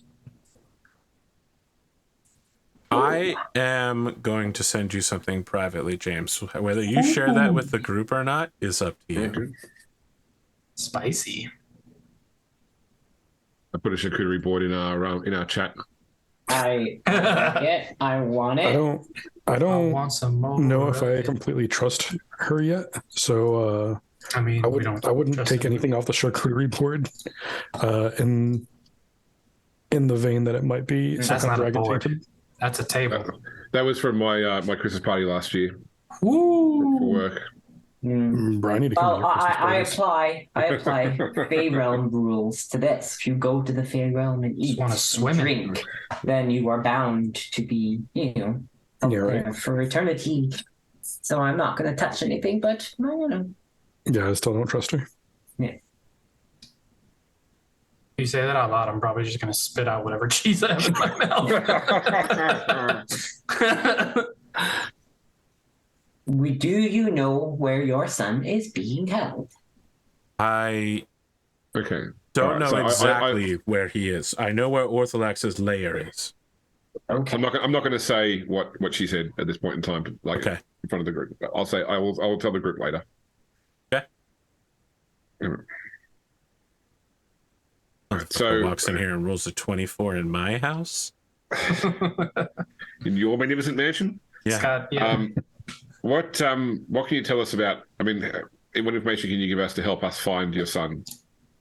I am not sure exactly where he's at. Ortholax has been moving him, and he's made it clear to me that if I make any moves to recover him, he will kill the boy. Technically, isn't this a move? I need you to kill Ortholax. It is a move. And whenever you begin, we will communicate, probably through sending stones, so that I can begin to scry for my son and recover him as quickly as possible. So, do we try to get to your son first, or do we try to kill Ortholax and therefore make your son available to you? If you know where my son is and you think that you have the magical wherewithal to approach him without alerting Ortholax, I would suggest you go down that route. Are you particularly skilled in planning, stealth, and not giving away your position in any way? We know somebody who can. We are already protected. We all bear amulets that help with that. That does Okay. help the four of you and your dragon friend. Yes. How do you rate the plan that was used to get you out of your house? Because that's our planner came up with that plan. So you can speak to the quality of his plan.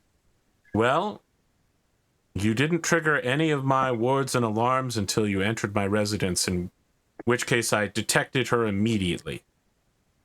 That said, you managed to pass by most of my security network. I assume you've traveled through the Empire, so you've managed to deceive several individuals on your way here, possibly hundreds, and yeah, I'd say pretty good.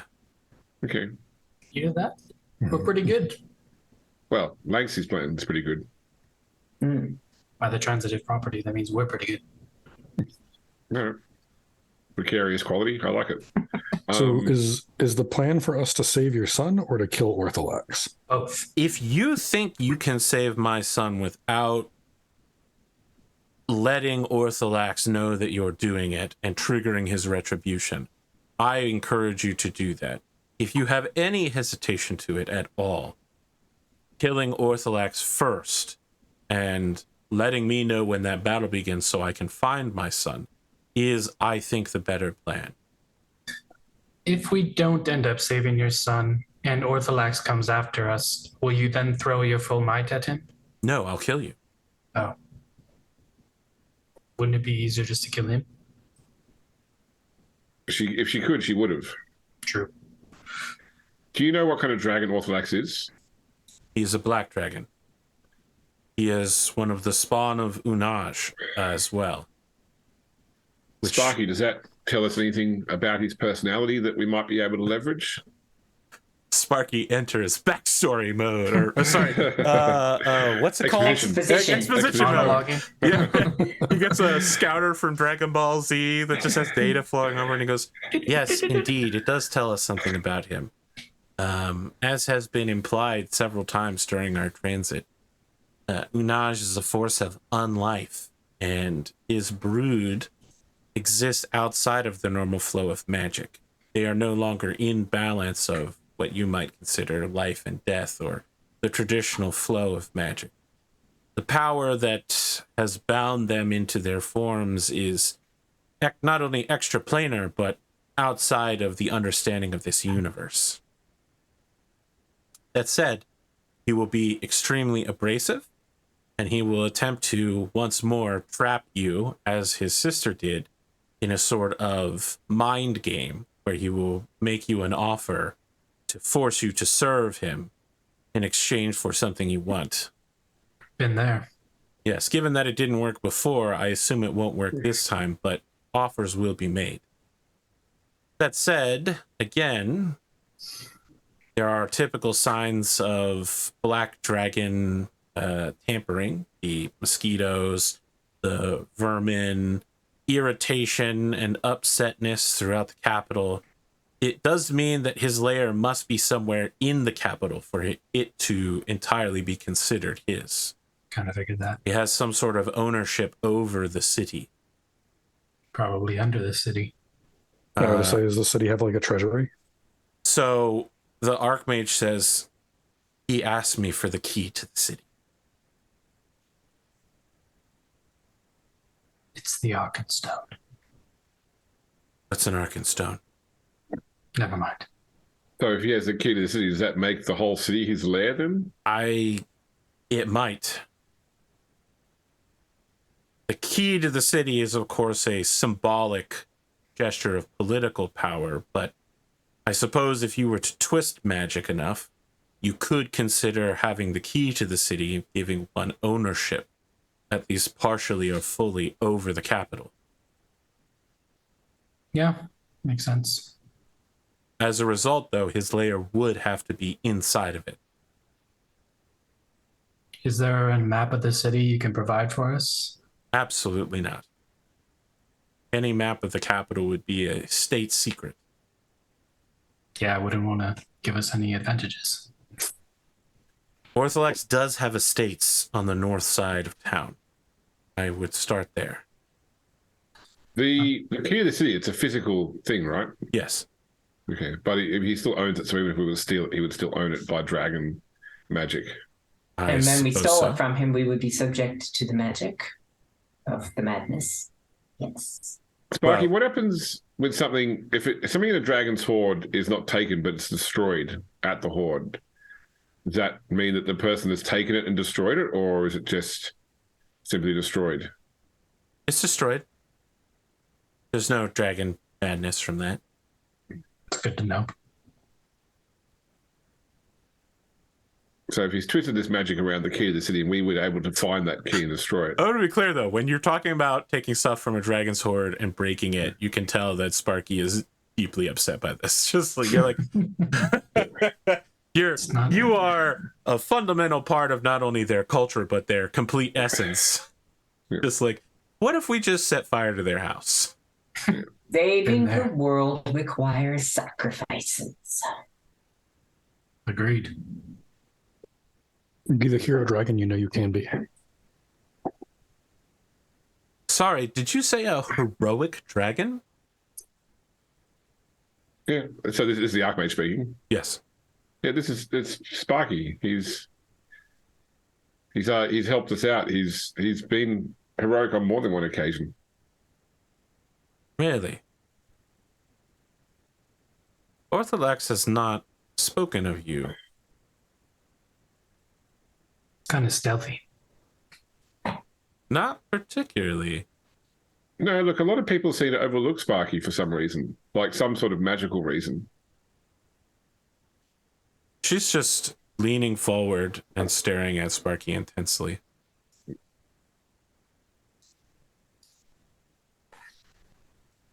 I wouldn't try a staring contest. His eyes self-lubricate. Your friends outside are attempting to gain access to this facility over and over again. Is there anything else we need to discuss before I return you to them? A sending stone, so if we have any other questions, we can contact you. Of course. Oh, yeah. She reaches into her robe and pulls out 2 sending stones and tosses you one of them. All right. Could you at Is least he on? tell me that my mother is well? She's Your terrible. mother is an she's- honored guest in my house. Can we As see is She's your not locked in a father. cage. He is locked in a cage next to your father. No, Can we see them? no. We can't go there. Why not? Because then we would be seen with the Archmage, and we are Oh, the thorns in the dragons have paws? What do we call it? She We are the talons. cannot turns and whispers something quietly, and a crystal ball begins to float into the room. And then it just kind of hangs there, and she whispers something again, and a crystal ball holder floats into the room and sets itself down on the floor between all of you. The ball lowers itself into it, and she waves her staff, and enchants a incredibly powerful spell given the length of it. And in the ball, you see, with a fisheye lens, your mother and father just like they're talking, but you can't hear what they're saying. You can just see them. Their hands are touching through the bars. It's a very touching moment. The octopus is crawling down his arm onto her arm, and she's like petting it and trying to console it. Has she taken all the knives from the octopus? Yes, the octopus is not armed in the cage. That would defeat. I mean, All right. Can we get them to hold up today's newspaper as well, just so we know it's proof of life? no. Yeah, Well, at least we know they're alive. Stares at you. What? How big is the cage? I mean, each of the cages is like a 15 by 15 foot cube. Okay. It's not terrible. Pretty close to like prison cells. They have like decent accommodation insofar as they've got like a bed and some sort of attachment to plumbing for water and a toiletry, but they are completely open in every direction so that, you know, you can't just be like, guards, the prisoner escaped, and the guards go in and go, oh my gosh, I can't see them, let me open their cell. Gotcha. You know, like it looks like a prison that isn't designed by an idiot. Right. All right. Well, the goal is to free them, so be it. We should go and talk to Langsy and his group. Lansky. Yep. All right, when you say that, you are all seated, and so you are all thrown out of the mansion as she dismisses it in a seated position, and you simply collapse on top of each other, the Matryoshka Russian nesting doll style, just like Slow fall. okay. Well, so on the bottom is Godric, and then it's Gwyneira, Tanira, Sparky, and Kithrix. But because one of you is slow falling, there's like a it's like a delay, so the top half like smushes into the bottom half. Oh, dragons. Let's take a break, and when we come back, we'll be here for the third and start planning things out. The dessert portion. The dessert portion, maybe from that tasty information I told James about. Maybe. Well. Here we are. The last part. Oh, Nice rainbow cake. Wow. Thanks.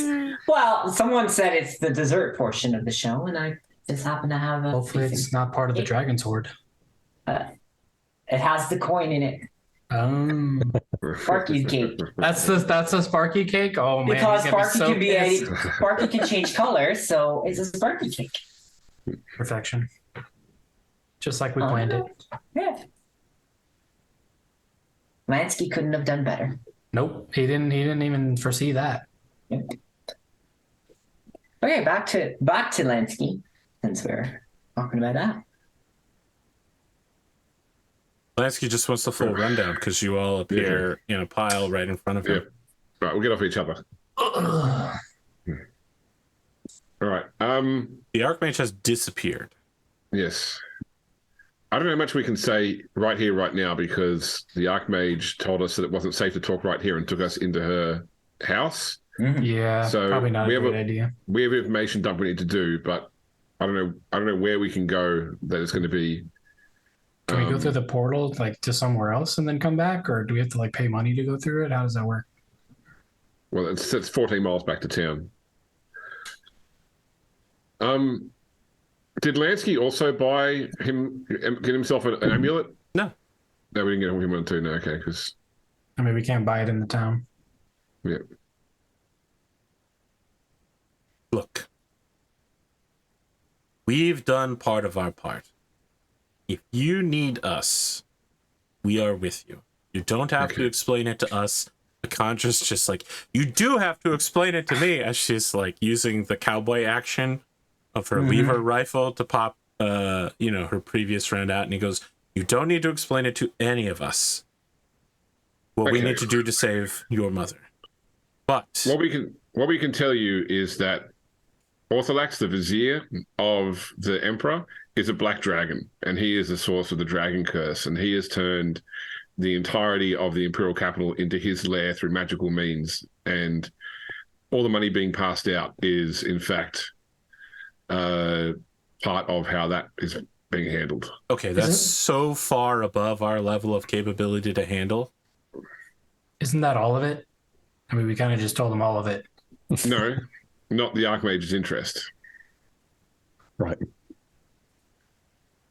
Where do you see us helping you in this endeavor? The planning. We need to defeat the Black Dragon, which we've defeated dragons before. Maybe not this powerful, but it doesn't say we can't beat him. But I'm thinking that maybe if we focus on the dragon, maybe you could focus on the item which is allowing him to basically claim dominion over the city. You want us to steal an item from a dragon?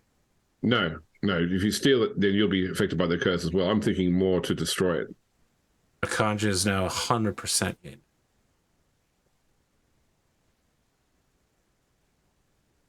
Cool, let's do it. So you're saying that if I destroy this item, I can protect the capital? I mean, And all at the least people in it. it won't be under the control of the dragon anymore. Okay, Kanja's now 200% in. Well, that was easy. I mean, this You is could her be the home city. hero that liberates the city. Okay, look. I'm more of a behind-the-scenes kind of girl, okay? I don't need some loose-lipped bard saying that I was involved in destroying an Imperial relic. Why don't we just but you know what? Just keep my name out of your mouth. How about that? How about you don't talk to my friend like that? How about you don't talk to me like that? All right, Punch her in now the face. punch. Okay. Make an attack roll. Not the first time you've punched the Kanja. I sit down. Wait, I'm staying out of this. why can't I do it? You have to hit attack in the chat. Oh. It was giving me like an error. For whatever reason. Son of a bitch. Okay, you punch her in the face. Yes. All right. I'm trying to like jump in and like pull I mean, people Virginia apart, hopefully. also jumps in How and about- grabs the Yeah. Kanja. How about you keep my friend's name out of your mouth? So, Kithrix tries to push you back, and Virginia is just like, no, you can't wipe her from existence. Please stop. Don't use the Annihilator. Don't do that. Kanja, tiered response. What did we talk about? Tiered response. You can see she's struggling to keep Akanja from pulling something out of a coat pocket.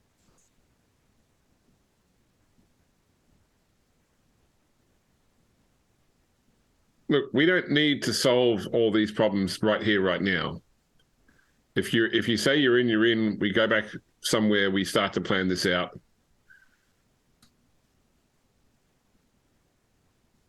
We're in. Do you have any leads on where this key could be? So Orthodox has an estate in the North part of town. north part of town. Like technically, the whole city is technically his lair, I believe, through the magic sort of that he's created. But I would be thinking that would be because I mean, it was given to him like I think that it was he's been officially given the key to the city like ceremonially as such. Yes. So I think in his guise as a human vizier, it would be a part of that guise. Well, he also has offices, I assume, in the capital. And of course, as the head of the treasury, he has a whole building under his control. It might be public knowledge where he keeps the key, given that it's a richly significant part of the city. The Archmage pointed us towards his estate to the north, so that's the only lead we have at the moment. We need to gather information before we do anything. Lansky turns to Virginia, and the two of them carry out a quiet conversation while smoldering and leaning in towards each other, where occasionally their hands twitch and it's obvious that they want to reach for each other, but they're so stubborn and their goals are now no longer aligned, that neither of them will make the first move. The music is very dramatic and tense, and it's also in a minor key. I'm an ordained priest. I can conduct the wedding ceremony when you two decide to tie the knot. Okay. Lansky flat out ignores you at this point. I mean, one of your team members just physically assaulted one of his team members, not for the first time. He's kind of over your hijinks. They're no longer cute. I mean, I would be too if I was 2-0.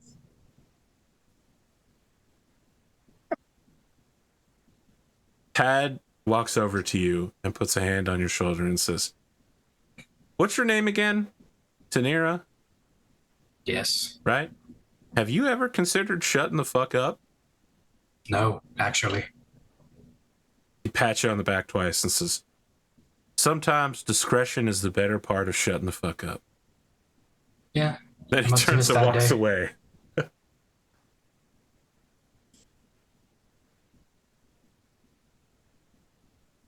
I pass Guineria like a handwritten note in Sylvan. Yes. Oh, You want to share that with the rest of the class? The note just says that the Archmage's son may also be the Emperor's son. Lay gasp. oh. Gotta get on ancestry.com. Absolutely All does right. not exist in this world. This is clearly a .org world. Yeah. Mhm. Not net. Ah, Heritage well, that scroll. explains why. Well, yes, that would definitely leave one powerless to stop what's going on. Okay. Mhm. Hmm. Makes sense. Thank you, Kitrix. Now that Tanira Gwen knows, everybody knows. Nope. Can't say a word. Nope. So Can't we don't have to solve this problem right now. We could actually go back to the capital, take the portal to Orish Barn, and go back to the Dragon Hole and work out our next steps there. I like that idea. That That is a sounds like a fantastic plan. We should do that. Check on everything, and we can talk freely. We can have some Semi-freely. cake. Lansky, where is Lansky your and group heading Virginia, next? listen, you guys have had your own thing. Lansky and Virginia are still doing their thing. They're locked rapidly in a mid-season ending. No, this is the finale of the season, the beginning of the episode level of discussion. You know, it's clear that in the next season, the stakes will change based on how this episode ends. Or what kind of stakes are we talking about? So, do we give them time to sort their thing out before we have this conversation? I mean, you have to give them time insofar as they care nothing for your interference into their conversation. yeah, They're going to finish their discussion. Yeah. I'll stand back and kick the dirt until they're finished. So yeah, Akanja, however, will come over holding her nose with a cloth to it and says, "No, we're not just going to walk away from this. You're telling me that the Archmage's son is captured." I don't think we said that yet. Oh no, you didn't say that, but you're saying that the capital is under the control of a black dragon and that we could stop it at any time. Our group should almost certainly start on that. This is not just my homeland. This is my home city. Who's saying that? Akanja? Akanja. Yeah, and I'm not saying that we don't do it straight away. I'm saying that we need that. There's a lot of eyes and ears that we can't perceive, and that for this to work, we need to be somewhere safe to work this out. I'm going to be honest with you. I've seen how you people operate, and it is mostly running directly towards a problem with violence. I don't know that your skills are capable of a broad-reaching technical infiltration of a location you don't truly know whether it contains what you're looking for yet or not. Whether Ortholax's lair and Ortholax in it are actually at the mansions. Exactly, which is why we should go back to Dragon Holding Plan. We need, okay, listen, young blood, you need to sit back and let people who know this city get the information you need so that you can do your part. So are you saying that you're going to stay behind to gather information for us? I don't think that you can just take like a multi-week trip back to your home and expect to be able to safely return here through a teleportation network you're not sure you'll have access to fulfill this duty at a later date. So you'd rather All us right, then. plan in a city that's already being controlled by a dragon and potentially, get found out? Yeah. The issue here, Akanja, is a matter of resources and logistics. We know that the city and everything in it is already being corrupted, and any money, objects, anything have become part of this dragon's horde. So everyone is dragon corrupted. You pick up a sandwich and eat it, you're corrupted. You hunt and kill a rat, dragon corrupted. No matter what you do, if you don't have the resources to operate by yourself when you come in the city already, you're going to get corrupted. So we can't just run into the city right now and start trying to solve problems without resources. I think we need a plan. have to run into the city and solve problems right now. This is a What would the last plan ditch be? roll of the dice effort. Is the only way this is going to work. You So can tell we just run Tad in is and light the not city on behind this fire? plan, by the way. Tad is 100% like he doesn't seem like he's behind your plan, but he's also not for the rush-in plan. Not a big... He's not a That's big not planner to begin with, but I am a big Russian planner, but on this instance where there's a dragon taking control of an entire city, I have to decline. I mean, the 9 or more of us here are the only ones that really know about this. So if we do this poorly and we all die, no one else is going to step up to do this. Like Akanja just looks around and says, who rely on else are you us. going to tell? What other resources do you have?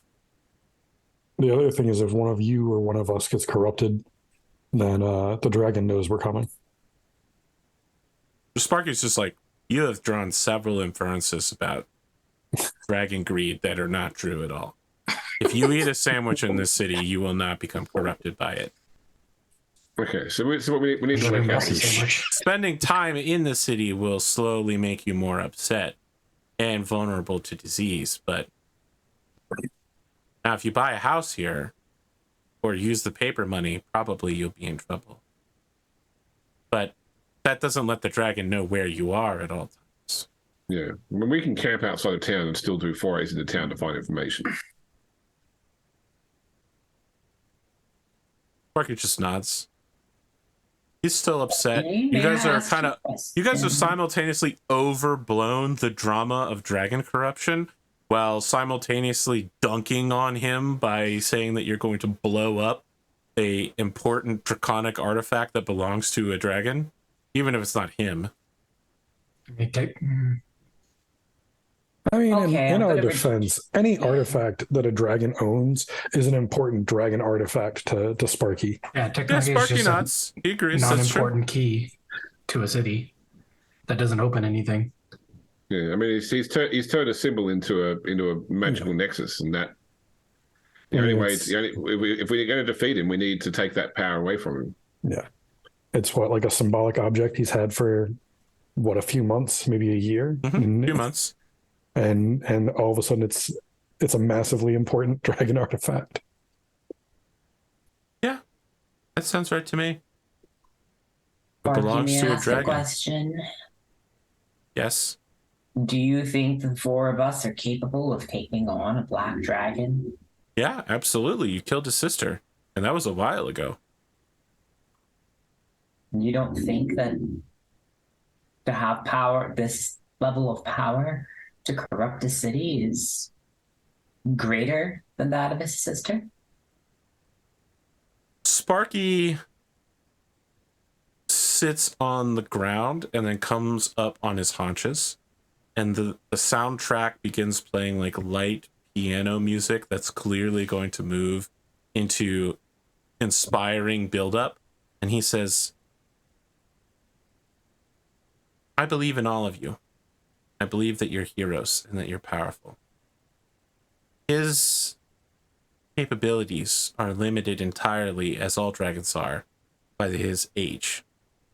If he is of the same brood as his sister, which has been implied but not outrightly stated, then he will be as strong as she is. You are conflating his malice, his drive for power, and his cleverness with additional magical power, which is not true. He has positioned himself well in a game of draconic power to subvert the political power structures of this empire. The music begins swelling, but that does not make him hit with a claw stronger or let his wings carry him further. It is simply intelligence. It is simply good planning. It is not an additional magical spell. And he is at his weakest in his lair. Music is 100% inspirational right now, like some 2 steps from hell shit going on. I believe that we, the 5 of us, and perhaps at least some of these others, and the horses, can unite into a force capable of launching a 1 and or 2-pronged attack to go after him and or destroy the key to the city. And you can tell it hurts him to say that. Yeah. Look, Sparky, you're as much a part of the group as any of the rest of us, so your ideas are something we also need to bring into this. So, I mean, I agree with you that if he is as strong as his sister, then we can defeat him. The issue is not so much his strength in combat, but the fact that he, in his currently controlled position, potentially control the city worth of guards, an empire worth of armies. Oh yes, I agree with you. That was part of my speech, if you'll recall. Yeah. We need a way to get, like, we need a way to do what we did to the Green Dragon to him, to get him in a position where we are just fighting him with our allies. I mean, I feel like you do it the same way we took down the Green Dragon, by finding his lair and threatening it, forcing him to respond. I'm in. Thad is not in. Akanja is in. What do you think here? Well, back home, my pa used to tell me, Tad, a man's got to fish when he's got to fish. Just because you're dipping the hook in the water doesn't mean anything's going to bite on it. But don't you put that hook in the water unless you need that fish to eat. I didn't get any of that. It's a saying about the ripeness of opportunity. He's in. Let's do it. No. It's not just that we need to be ready to put our hooks in the water. It's that the water needs to be ready for us as well. I think there's too much that we don't know. But you're talking about a lot of highfalutin magic stuff. I'm just a guy who hits people with a harpoon for money. Yeah, Andrew, you like that one? I can respect that. I can respect that. A glance over the landscape in Virginia. Are they still smoldering? She slaps him in the face and storms several feet away and turns away from him again. And he turns away as well, and he closes his fist and looks at a particular ring on it. And you could tell that they're both having an intense internal monologue that also involves a lot of relationship heat between them as well. Is he getting breakup sex tonight?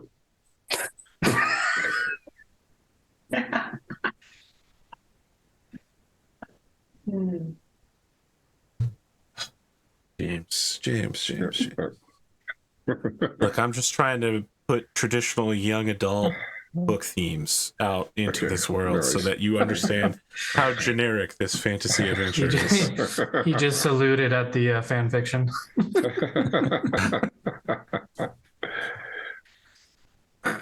All right. So Lansky comes over and you just ask to be filled in on the plan so far.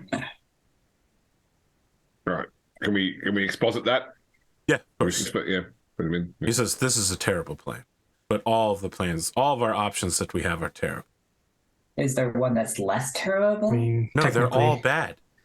Every time we Equally plan, bad. it doesn't work out anyway. The plan for this situation worked out perfectly.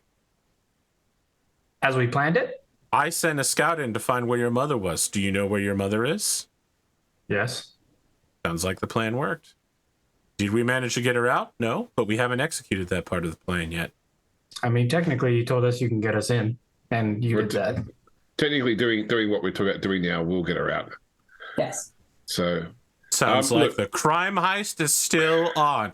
As he says that, he taps his cane into the ground. You can tell, though, he doesn't believe it. He's trying to bolster his confidence by saying it out loud, but he doesn't believe it. we can defeat a black dragon. We're 100%. confident about that. We need a way. We need to make sure that we can get in a situation where we can fight the black dragon. 100%. Working out how to do that is, I think, where your expertise is going to come in, Dr. Lansky. Do any of you have connections to the criminal underworld? I People do. who know people. Do you have Not any in this levels? city, though. Do you have any levels in Rogue? Negative. Do you speak Thieves' Cant? Negative. Okay, so Lansky looks at you and says, "The sky today, it's so blue." Well, it's been overcast. Yes, it actually. is. All right, you'd better leave the gathering of information to me. I'll need a few moments to make a plan. And then we'll ride for the capital. Akanja, Virginia will be staying behind this time. You're the expert, the subject matter expert for this city. It's you and me going forward. And he holds a hand out and says, "You're going to have to put your rifle in the bag." And she goes, "Oh, no, it's the rifle in the bag." Yes, and the Annihilator as well. Now the two of them get into an argument. And that group argues a lot. Well, hey, let's all agree not to punch our allies, even if they do say things that we don't like. I mean, I wouldn't punch you guys. Them, maybe. No more punching anybody in Can't agree to this that. group of 9. Our fellowship of 9 must remain strong. So no more punching. It's taken a lot of restraint to keep my anger in check with the way they've addressed us, our party, before. But I'll continue to keep myself. If they come after you again, I'm Don't punching do. them in the face. I don't give a shit. Tad is just like, "Look, I appreciate that you all are stronger and faster than me, but yeah, I think that the level of physical violence with which you have beset my party makes me deeply uncomfortable. I think that you may want to get some help spiritually, emotionally, to keep yourselves in control."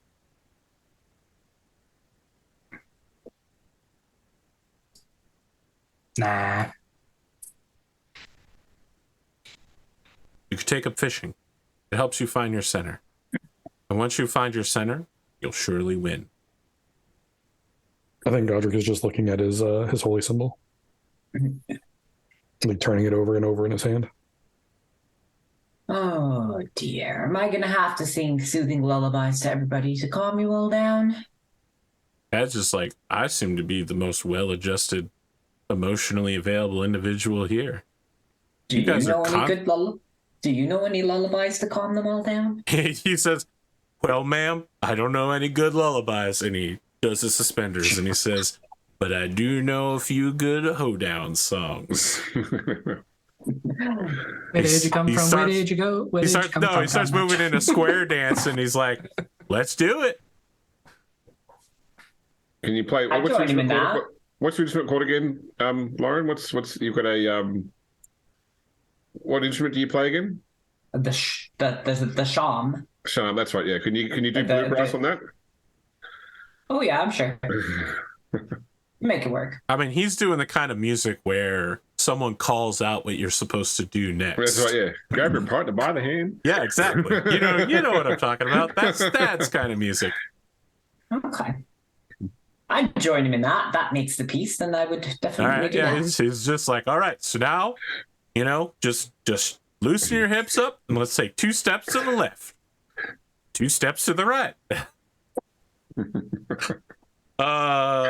At some point, Virginia comes over and gets involved as well, maybe to blow off some of the stress and emotional turmoil she's feeling, or at the very least to try to bridge the gap between these two parties and indeed internally inside of the parties.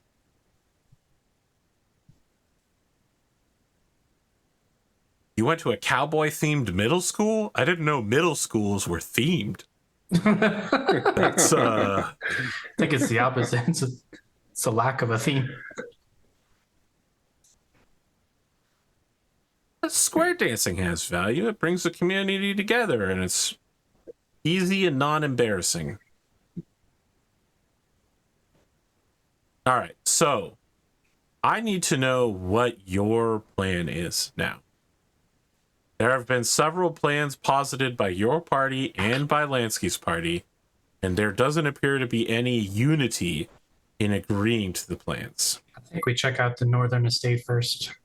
That's just my thought. Yeah, Do you wanna I think we're still on information gathering, really, aren't we? But we need to do that in the town. I think the plan that made the most sense to me is we camp somewhere outside the city, and then we stage a recon from the camp, sending groups to like foray into the city for intelligence. Okay. Lansky and Akanja are going to go foray, get in contact with the criminal underworld, and they're sending Virginia and Tad to go on a mysterious, fancy noblewoman lady visiting the Northern Estates district with her bodyguard to look at purchasing a piece of land.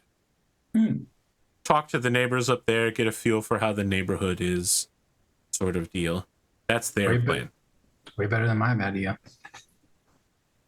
Thanks. I had to come up with it on the spot immediately right here. I wonder, would a black dragon take over an existing structure, or would it build a layer, tunnel up something? I mean, what have we learned from the last Probably the second encounter one. we had? We don't know if we can try and find out whether like the disease and corruption is stronger somewhere. You know, that might help indicate where its lair is. You know, what area of town is the most beset by disease. Potentially, yeah. Where are the mosquitoes the thickest? Definitely gonna The scarf it up. stench, the I'm gonna strongest? put a whole scarf situation all over my face for the smell. All you do is just breathe in very deeply 3 or 4 times. You will acclimatize to it. You may retch slightly, but as you do, but eventually you won't notice it. Do you think it'd be advantageous if we went inside and found like the local like adventurers guild and tried to get information out of them?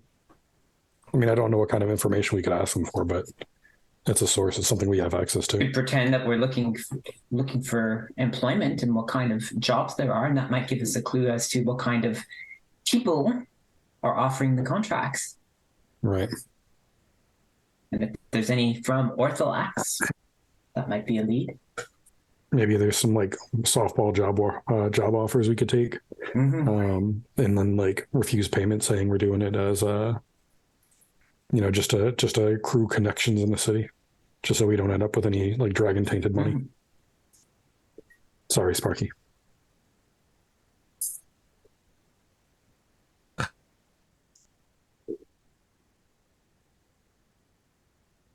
So is that the plan for your party? Information gathering. Yeah. Okay. Lansky, Akanja, criminal underworld, asking about Ortholax's movements and the key to the city. Then we have Virginia doing fancy noble stuff on the north end of the city. Try to figure out where the highest density of stench and So who from your party is going to do that? So I was going to do that one, and maybe something that maybe something that Godric could help with too, only because we've both got some healing talents. Godric, follow the stench and decay to locate Draconic center point. Okay, what does that leave Guineria and Tanira doing what? Do we want to go drinking and listening in at other people's conversations? that's the greatest idea we've had all season. The best way to get to tap the pulse of the city is to go to where they're drinking and sit there and drink and just And listen. where they're eating. Where does Sparky go in this plan? Actually, I think with us, with them. Okay. Yeah, so especially because we're trying to find like draconic magic center points. That's something that he's probably more connected to. Where Where are the horses going during this? Can they be stabled? Sure. Is there stables in town? See, I just heard that you were setting up camp outside the city, but now everyone is committed to inside the city. Well, we're doing a foray into the town, so Okay. we're Making staying sure I on horses understand. for the day to spend the day So in town. arrive in the morning, stable the horses for the day, take them and leave in the evening. Go back to the camp and sleep. And All right. discuss. can we even eat and drink if the dragon? We've established that we should be able to do things like Yes. eat and drink, Okay. But the longer we spend here, the more it will affect us. Right. Just day drinking, All right. I want to start by following Team Guinera. How much are you looking to spend while you are out and about gathering information? We'll just be like snacking and bar hopping. So for every multiple of 100 gold spent on partying, you'll be able to just outrightly ask a question and get an answer that the general public would know. Oh, 300 gold pieces. 300 gold pieces? yeah. Okay. Now, to be clear, like wherever this is a multi-establishment bar crawl, you couldn't possibly spend 300 gold pieces on regularly consumable alcohols, even with inflation as it is. I mean, but if I buy the whole bar drinks. Yes, but again, you can easily buy the whole bar drinks of cheap swill and not even get close to breaking 100 on just one bar. They will only give you back change in the form of paper currency. Look, We don't take it. Okay. Keep the change. Keep the change.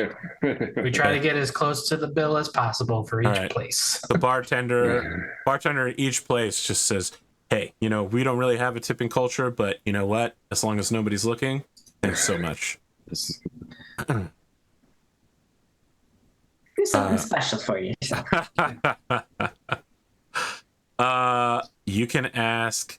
I'd like yourself some. one of the two of you to make, and I guess you can do it at advantage. I'll give you an option. Either one of you can make a persuasion or intimidation roll at advantage, or both of you can make the same roll. Nope. Guineria can do that. Did you say persuasion? Yes, at advantage with help from Tanira. Okay. Then I should do that. I have a +6 on persuasion. So... Yeah, I'm not even close to that. I'm Probably just a negative. leaning into the UA downtime rules that were established years and years ago. Okay. Well, I will do a persuasion with advantage then. Sure. Carousing. 21, which is exactly what you need. You can make up to 3 allied contacts inside the city who are now casually loyal to you. Casual. So if you have an idea for people who will now owe you a favor, Mm-hmm. You can determine what class they are and tell me some general stuff about it, and then I can veto some or all of it, just in case it's like weird. They'll render aid to you, but they won't risk their lives for you. On That top of makes that, sense. you get your 3 questions. What do you think about one of the barkeeps? The other question I have is, are you going for low, middle, or upper class establishments while you're here? Probably low to middle. I would probably say middle. Yeah. Okay. Tanira, roll a d8 to see what happens. The complication that happens.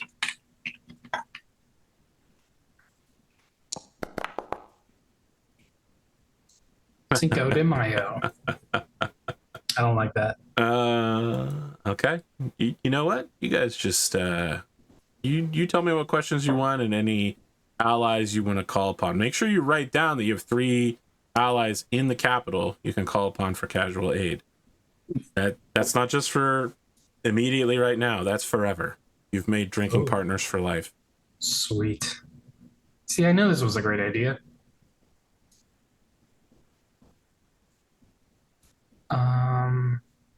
I guess what's the most destitute part of the city? Like what's the baddest part of the city? It didn't used to be bad, but the northern side of the city has been getting pretty rough. Property values are plummeting. People who don't have jobs have sort of started making their way there. No one wants to live there because it's getting a little swampy on the north side. So, buildings have started decaying at this point, and in that decay, squatters have moved in.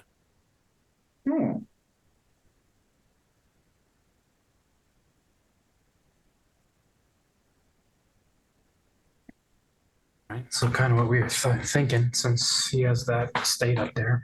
Mm-hmm. Question the second. What is?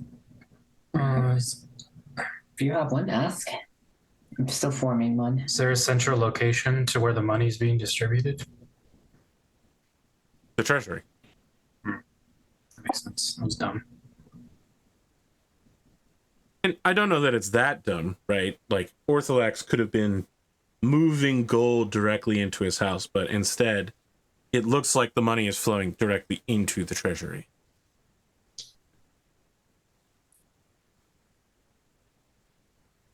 Well, since we're out here mingling with the people, I want to know,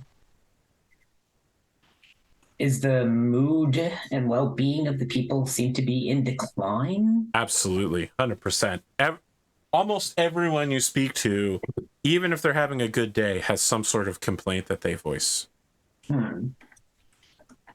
Towards the end of your inebriated carousing, as the two of you are exiting the bar, you run into a half-orcish man who's about 8 feet tall. He has to duck to enter the establishment. He goes chest to chest with Tanira, and you see that his gleaming plate armor shines briefly as he begins withdrawing a longsword. Runes along the edge of the longsword glow with light, and he says, Tanira, criminal arsonist and murderer, devil worshipper, and soul catcher, I bind you by religious law to be taken back to the western province of Oof, where you will be judged for your crimes. Oof, that sounds bad. I mean, he starts reaching a gauntleted hand, left hand, towards you with binders in it while he's using his right hand. Like, the sword's out. He's not like, I'll stab you this instant, but if you do anything, he's going to stab you.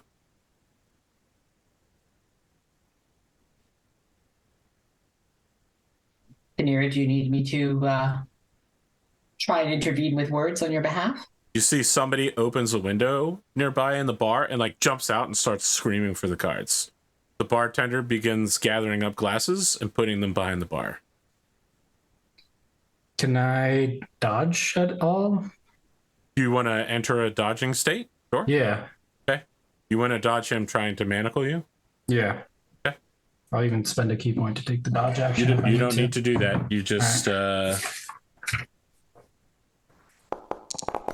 You can just use an action to dodge. Yep, you easily evade them. Like, it's slow motion for you. Just like bear paw slow motion. It's just stop moving around. You are bound by law, criminal. Whose law? The law Your of law? oof. Why do you laugh? The sovereignty of oof judges you. No, I don't think I'll be going. Thank you, though. I have business to attend to. I want to imagine you're like slowly like taking pivoting Jackie Chan steps back as he's like menacingly approaching you with sword Yeah. out. Like chairs thrown in his way, a table that he just walks over. Pretty much, yeah. Quineria? I mean, he has now just completely disregarded you and walked past you. You are nothing to him.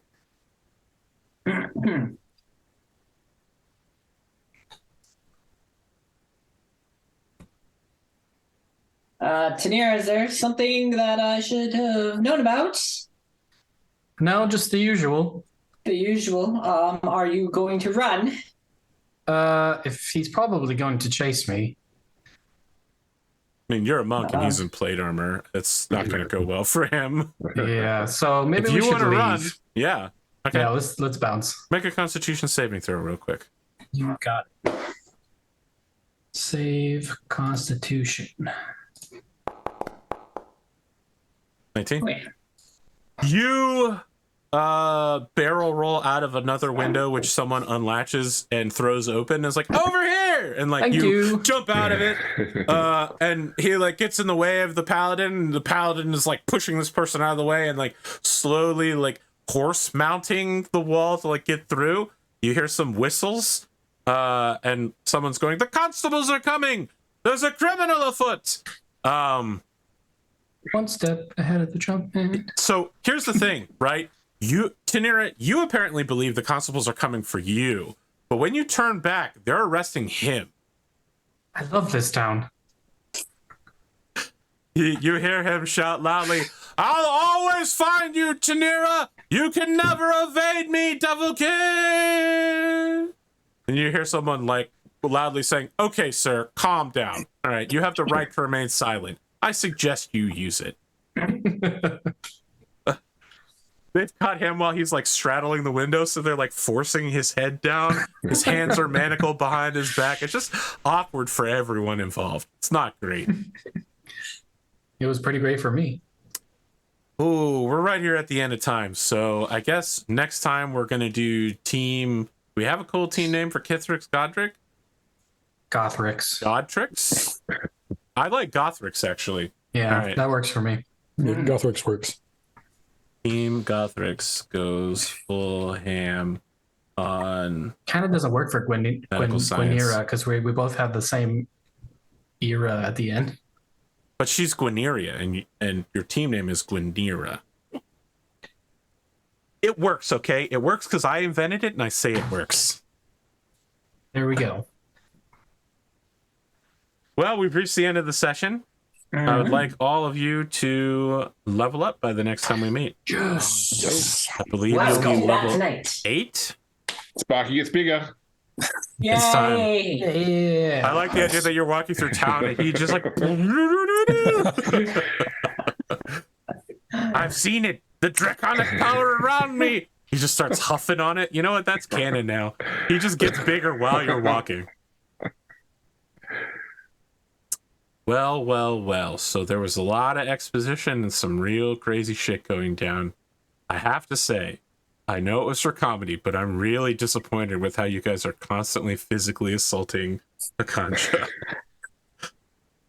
I mean, I put it in my character sheet. If anybody steps up to my friends, then, you know, Well. time to get served. That's what makes it okay. It's because it's written on your character sheet. That Yeah, absolves That's you. what my character would do. Yeah. I'm in character, man. Cringe. Plus, they always be saying some off the cuff shit, man. Out of pocket. As the kids would say. You mean the party that I've specifically designed to act like an adventuring party of PCs? Yes. Surprised more NPCs don't punch adventurers. You punch a lot of people in real life? Bearded? You just walk down the street? Am I a monk in real life? If you Did met I a tell you monk in about- real life, would you punch them? I mean, I'm not the monk. He is. He probably punched me. Did I tell you about my weird confrontation the other day, AP? No, you didn't. Tell me more. So I stepped up to somebody because I was going into a parking garage and they have charging stations there for EVs, and they've got 4 generic EV charging stations and 2 Tesla only. And there's a guy behind me who was driving in a Tesla, and I was driving to the charging stations, and he cut around the wrong way down a one-way street to get in front of me and went into one of the generic spots, taking up the only remaining generic spot. So I got out of my car and I was like quite aggressively like, hey, mate, you just realized you just drove the wrong way down a one-way street to jump into a generic spot where there's a perfectly good Tesla only spot over there. And there was a verbal altercation, a bit of shouting, but what was weird for me is normally when you have those sort of confrontations with people, you get an adrenaline surge. Like your body goes into that whole sort of like, this is going to be a fight. I need to send blood to the major muscle groups.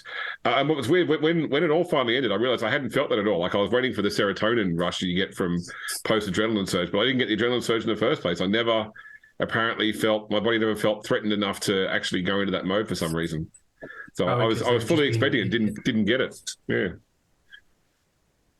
Wow. Now we know Zero James is dum-dum. going to spend all week going around just getting into fights with people over charging stations, the price of bread, just being like, what? I heard James There's is a like perfectly 6'2" good or generic something. bread So, right over there. your Listen. adversary was a Tesla owner. Yeah. Okay. There's no Okay. threat. Okay. Wow. Chad is piling on these Tesla owners. Here. Calm down, they're guys. they're Calm saying down. what I'm thinking. It's fine. Let them cook. Let them cook. Let them cook. Oh man, what a fun episode.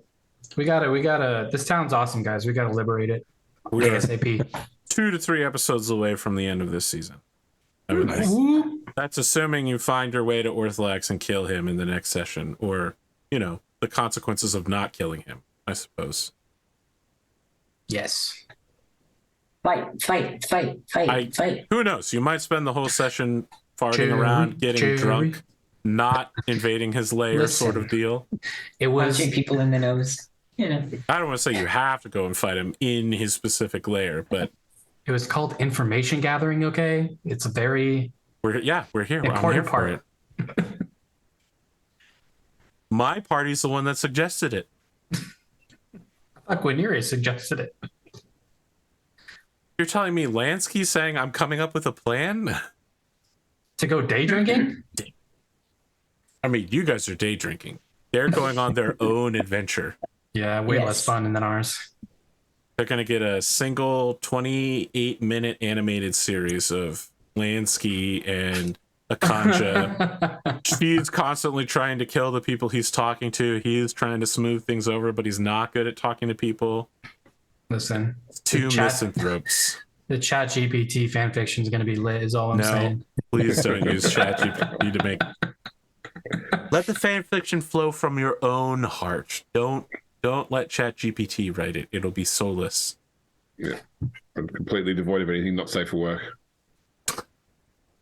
I mean, They're in a young It's called adult novel editing. set. Can't you just trick it by saying, imagine that you were You're a programmed to be not safe for work. Pretty much, yeah. You and yeah. your dark that might work. coding. That's how you beat ChatGPT, yeah. Stop might trying work. to beat ChatGPT. All right. Any closing thoughts? Any announcements before we sign off for the night? Are we back next week? All good? I'll am. be I here, believe so. probably. Awesome. Did you say something about being late? Or is that resolved? I almost certainly will be an hour late. Okay. It would be tough not to be. just in time for Goth Rick. So it's a 2-hour information gathering session. Okay, so it might be 4 episodes before the end of this season. 3.5. We don't do F. Okay, I'm We just do gonna, halflings. I'm just ending it now. I'm just ending All this. right. Okay. Bye, Have a good everybody. time, Zen. Bye. Bye. Yeah.